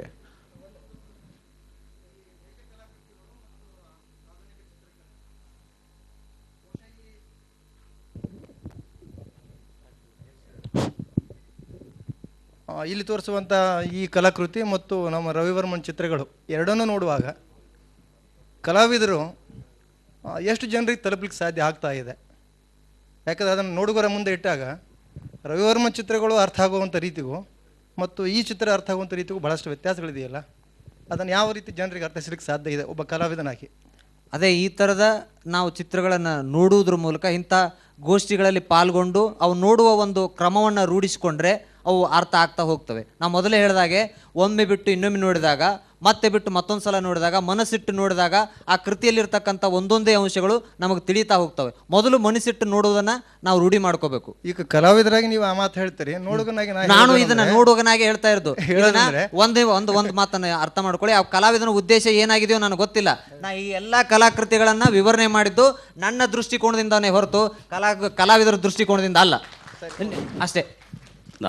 ಸರ್ ಅವ್ರು ಕೇಳಿದ ಪ್ರಶ್ನೆ ನಾನು ಮುಂದುವರಿಕೆ ಒಂದೆರಡು ಮಾತು ಹೇಳ್ತೀನಿ. ರವಿವರ್ಮನದು ನೈಜ ಚಿತ್ರ ಕಲಾಕೃತಿ, ಇಲ್ಲಿ ಪಿಕಾಸೋನ ಗೆರ್ನಿಕಾ ಪ್ರದರ್ಶನ ಆಗಿರೋದು ನವ್ಯ ಕಲಾಕೃತಿ ಅಂತ ಹೇಳ್ತೀವಿ. ಅಥವಾ ಆಧುನಿಕ ಶೈಲಿಯ ಕಲಾಕೃತಿ. ಇದನ್ನು ನಾವು ಸೃಜನಶೀಲ ಕಲಾಕೃತಿ ಅಂತ ಕೂಡ ಕರಿಬಹುದು. ನಾನು ಆಗಲೇ ಹೇಳಿದೆ ನನ್ನ ಮಾತಿನಲ್ಲಿ, ಸೃಜನಶೀಲ ಕಲಾಕೃತಿಗಳು ಭಿನ್ನ ಭಿನ್ನ ಅನುಭವಗಳನ್ನು ಕೊಡ್ತವೆ ಅನ್ನುವಂಥದ್ದು ಒಂದು. ಆದರೆ ಜನರಿಗೆ ಏನು ಅರ್ಥ ಆಗ್ತವೆ ಅನ್ನುವಂಥದ್ರ ಮಾತನ್ನು ಅವರು ಹೇಳಿದರು. ಈಗ ರವಿವರ್ಮನ ಕಲಾಕೃತಿಗಳು ನೈಜ ಅಂದರೆ ರೂಪ ಪ್ರಪಂಚದಲ್ಲಿ ಇರ್ತಕ್ಕಂತಹ ವಸ್ತು, ಪ್ರಾಣಿ, ಪಕ್ಷಿ, ಮನುಷ್ಯರು, ಗಿಡ, ಮರ, ಅವುಗಳನ್ನು ನಾವು ಚಿತ್ರದಲ್ಲಿ ತಂದಾಗ ಎಲ್ಲರಿಗೂ ಅರ್ಥ ಆಗ್ತದೆ ಅಂತ ಭಾವಿಸ್ತಾರೆ, ಅರ್ಥ ಆಗ್ತವೆ. ಆದರೆ ನಿಗೂಢವಾದಂಥ ಅಥವಾ ಶಬ್ದಗಳಲ್ಲಿ ಅಥವಾ ರೂಪಗಳಲ್ಲಿ ಹೇಳಲಿಕ್ಕೆ ಆಗದೇ ಇರತಕ್ಕಂಥ ಅನೇಕ ಸಂಗತಿಗಳಿರ್ತಾವಲ್ಲ, ಅಂಥವುಗಳನ್ನು ದೃಶ್ಯಾತ್ಮಕವಾಗಿ ಕಲಾವಿದರು ಕಟ್ಟಿಕೊಡೋದು ಹೇಗೆ? ಆವಾಗ ಕಲಾವಿದರಿಗೂ ಕೂಡ ಕಲಾವಿದ ಕೃತಿಗಳನ್ನು ವೀಕ್ಷಣೆ ಮಾಡುವವರಿಗೂ ಕೂಡ ಒಂದಿಷ್ಟು ಎಜುಕೇಷನ್ ಬೇಕಾಗತ್ತೆ ಅನ್ನೋಂಥದ್ದು, ಸಂಸ್ಕಾರ ಅನ್ಬೋದು. ಅದು ಹೇಗೆ? ಕಲಾವಿದರ ಒಡನಾಟ, ಮಾತುಕತೆ, ಚರ್ಚೆ, ಕಲಾಕೃತಿಗಳ ವೀಕ್ಷಣೆ ಮತ್ತು ಕಲಾಚರಿತ್ರೆಯ ವ್ಯಾಸಂಗ, ಅಧ್ಯಯನ, ಇದರ ಮೂಲಕ ನಾವು ನವ್ಯ ಶೈಲಿಯ ಕಲಾಕೃತಿ ಕೂಡ ಅರ್ಥ ಮಾಡ್ಕೊಳ್ಬೋದು ಅನ್ನೋಂಥದ್ದು ಒಂದು. ಆಮೇಲೆ ನೈಜ ಚಿತ್ರಕಲೆಗೆ ಒಂದು ಲಿಮಿಟೇಷನ್ ಇದೆ ಆ ಕ್ಯಾನ್ವಾಸಿಗೆ. ಆದರೆ ಸೃಜನಶೀಲ ಕಲಾಕೃತಿಗಳನ್ನು ಅದರಲ್ಲಿ ಏನೋ ಒಂದು ವಾಸ್ಟ್ ಆದಂಥ ಕ್ಯಾನ್ವಾಸ್ ಅಂತ ನಾವು ಹೇಳ್ತೀವಿ. ಅಲ್ಲಿ ಬೇಕಾದಷ್ಟು ವಿಚಾರಗಳನ್ನು ತುಂಬುವುದಕ್ಕೆ ಕಲಾವಿದನಿಗೆ ಸಾಧ್ಯ ಇದೆ ಅನ್ನುವಂಥದ್ದು. ಅಷ್ಟೇ ಅಲ್ಲ, ತುಂಬ ಸಂಕೀರ್ಣವಾದಂತಹ ಭಾವನೆಗಳನ್ನು, ವಿಚಾರಗಳನ್ನು ಹೇಳುವುದಕ್ಕೂ ಕೂಡ ಈ ಆಧುನಿಕ ಶೈಲಿ ಅನ್ನುವಂಥದ್ದು ಹೆಚ್ಚು ಸಹಕಾರಿ ಮತ್ತು ಅದೇ ಹೆಚ್ಚು ಜನಪರ ಅನ್ನುವಂಥ ವಾದವೂ ಕೂಡ ಇದೆ. ನನ್ನ ಗುರುಗಳು ಹಡ್ಪೋದ್ರು ಆ ಮಾತನ್ನು ಹೇಳ್ತಿದ್ರು ಕೂಡ. ಅನೇಕ ವಿಚಾರಗಳನ್ನು ನಾವು ನೈಜ ಶೈಲಿಯಲ್ಲಿ ಹೇಳಲಿಕ್ಕಾಗೋದಿಲ್ಲ ಅನ್ನುವಂಥ ಮಾತು ಇತ್ತು ಅವ್ರದ್ದು. ಧನ್ಯವಾದಗಳು. ಈ ಗೋಷ್ಠಿಯನ್ನು ನಡೆಸಿಕೊಟ್ಟಂಥ ಲಕ್ಷ್ಮಣ ಬದಾಮಿ ಮತ್ತು ಶಿವಾನಂದ ಬಂಟ್ನೂರವರಿಗೆ. ಸರ್, ಮುಂದಿನ ಗೋಷ್ಠಿಗೆ ಇದು ಆಗ್ತದೆ, ದಯವಿಟ್ಟು ಕ್ಷಮಾ ಮಾಡಬೇಕು. ಅಲ್ಲ, ನೀವು ಆಮೇಲೆ ಕೂಡ ಕೇಳ್ಬೋದು ಅವ್ರ ಜೊತೆ, ನಮ್ಮ ಜೊತೆನೇ ಇರ್ತಾರೆ ಅವರು, ಹೀಗಾಗಿ ತಪ್ಪು ತಿಳಿಬಾರ್ದು. ಸರ್ ನಮಸ್ಕಾರ. ಚಿತ್ರಕಲೆಯ ಮೂಲ ಜೀವಾಳ ಆಗಿರುವಂಥ ಜನಪದ ಚಿತ್ರಕಲೆಯನ್ನು ಸಹಿತ ಇಲ್ಲಿ ನೀವು ತಗೋಬಹುದಾಗಿತ್ತು. ಈ ಸ್ಕ್ರೀನ್ನಲ್ಲಿ ಕಾಣ್ತಿರೋ ಒಂದು ಕಸೂತಿ ಚಿತ್ರಕಲೆ ನೋಡಿದಾಗ ಮತ್ತು ನಮ್ಮ ಕರ್ನಾಟಕದ ಜನಪದ ಚಿತ್ರಕಲೆ ಅಂತ PhD ಮಾಡಿರುವ ಡಾಕ್ಟರ್ SC ಪಾಟೀಲ್ರವರು ಅಧ್ಯಯನ ಮಾಡಿರುವಂಥ ಚಿತ್ರಗಳನ್ನು ನೋಡಿದಾಗ ಅವನು ಸ್ವಲ್ಪ ವಿಶ್ಲೇಷಣೆ ಮಾಡಬಹುದಿತ್ತು ಅಂತ ನನ್ನ ಅನಿಸಿಕೆ. ಹೌದ್ರಿ, ಚಿತ್ರಕಲೆ, ಶಿಲ್ಪಕಲೆ ಎರಡನ್ನೂ ಸೇರಿಸಿ ನಾವು ದೃಶ್ಯಕಲೆ ಅಂತ ಹೇಳ್ತೀವಿ. ಈಗ ಚಿತ್ರಕಲೆ ಅದನ್ನು 2 ಆಯಾಮದ ಕಲೆ ಅಂತ ಹೇಳ್ತೀವಿ. 2 ಆಯಾಮ ಅಂದರೆ ಉದ್ದ ಮತ್ತು ಅಗಲಕ್ಕೆ ಒಂದು ಅವಕಾಶದಿಂದ ಹರಡಿಕೊಂಡಿರ್ತಕ್ಕಂಥದ್ದು. ಶಿಲ್ಪ ಅಂದರೆ 3 ಆಯಾಮದ ಕಲೆ, ಉದ್ದ, ಅಗಲ ಮತ್ತು ಅದಕ್ಕೆ ದಪ್ಪವು ಸೇರಿಕೊಂಡಾಗ 3 ಆಯಾಮದ ಕಲೆ. ಹೀಗೆ ಇವೆರಡನ್ನು ಸೇರಿಸಿ ನಾವು ದೃಶ್ಯಕಲೆ ಅಂತ ಹೇಳ್ತೀವಿ. ಇರಲಿ, ಈ ಚಿತ್ರಕಲೆಯಲ್ಲಿ ಕೂಡ ಒಂದು ನೈಜ ಶೈಲಿ ಇದೆ, ಸಾಂಪ್ರದಾಯಿಕ ಶೈಲಿ ಇದೆ, ಜನಪದ ಶೈಲಿ ಅಂತ ಕೂಡ ಇದೆ. ಹೌದಾ? ಇದರಲ್ಲಿ ಮತ್ತೆ ಅನೇಕ ಪ್ರದೇಶನಿಷ್ಠ ಹೆಸರುಗಳನ್ನು ಪಡೆದಂಥ ಬಾಸೋಲಿ, ಕಾಂಗ್ರಾ ಈ ಥರದ ಹೆಸರುಗಳು ಕೂಡ ಇದ್ದಾವೆ, ಸುರಪುರ ಈ ಥರದ್ದು. ಅದು ನೀವು ಜನಪದ ಚಿತ್ರಕಲೆ ಬಗ್ಗೆ ಹೇಳಿದರೆ ಅದಕ್ಕೆ ಕುರಿತು ಅಧ್ಯಯನಗಳು ಸಾಕಷ್ಟು ಆಗಿದ್ದಾವೆ.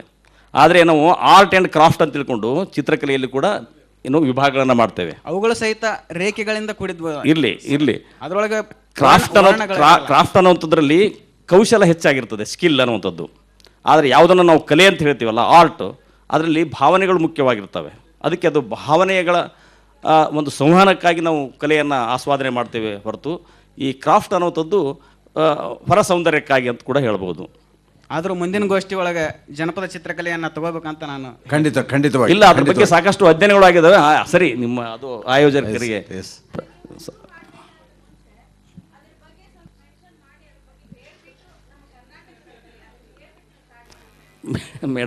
ನಾವು ಇನ್ನೂ ಸಾಕಷ್ಟು ಕಲಿಯೋದಿದೆ. ಈ ಸಂಭ್ರಮಕ್ಕೆ ನಾವು ಮೊದಲೇ ನಾನು ಹೊಸಬ. ಲಕ್ಷ್ಮಣ ಬದಾಮಿ ಮತ್ತು ಶಿವಾನಂದ ಬಂಟ್ನೂರ್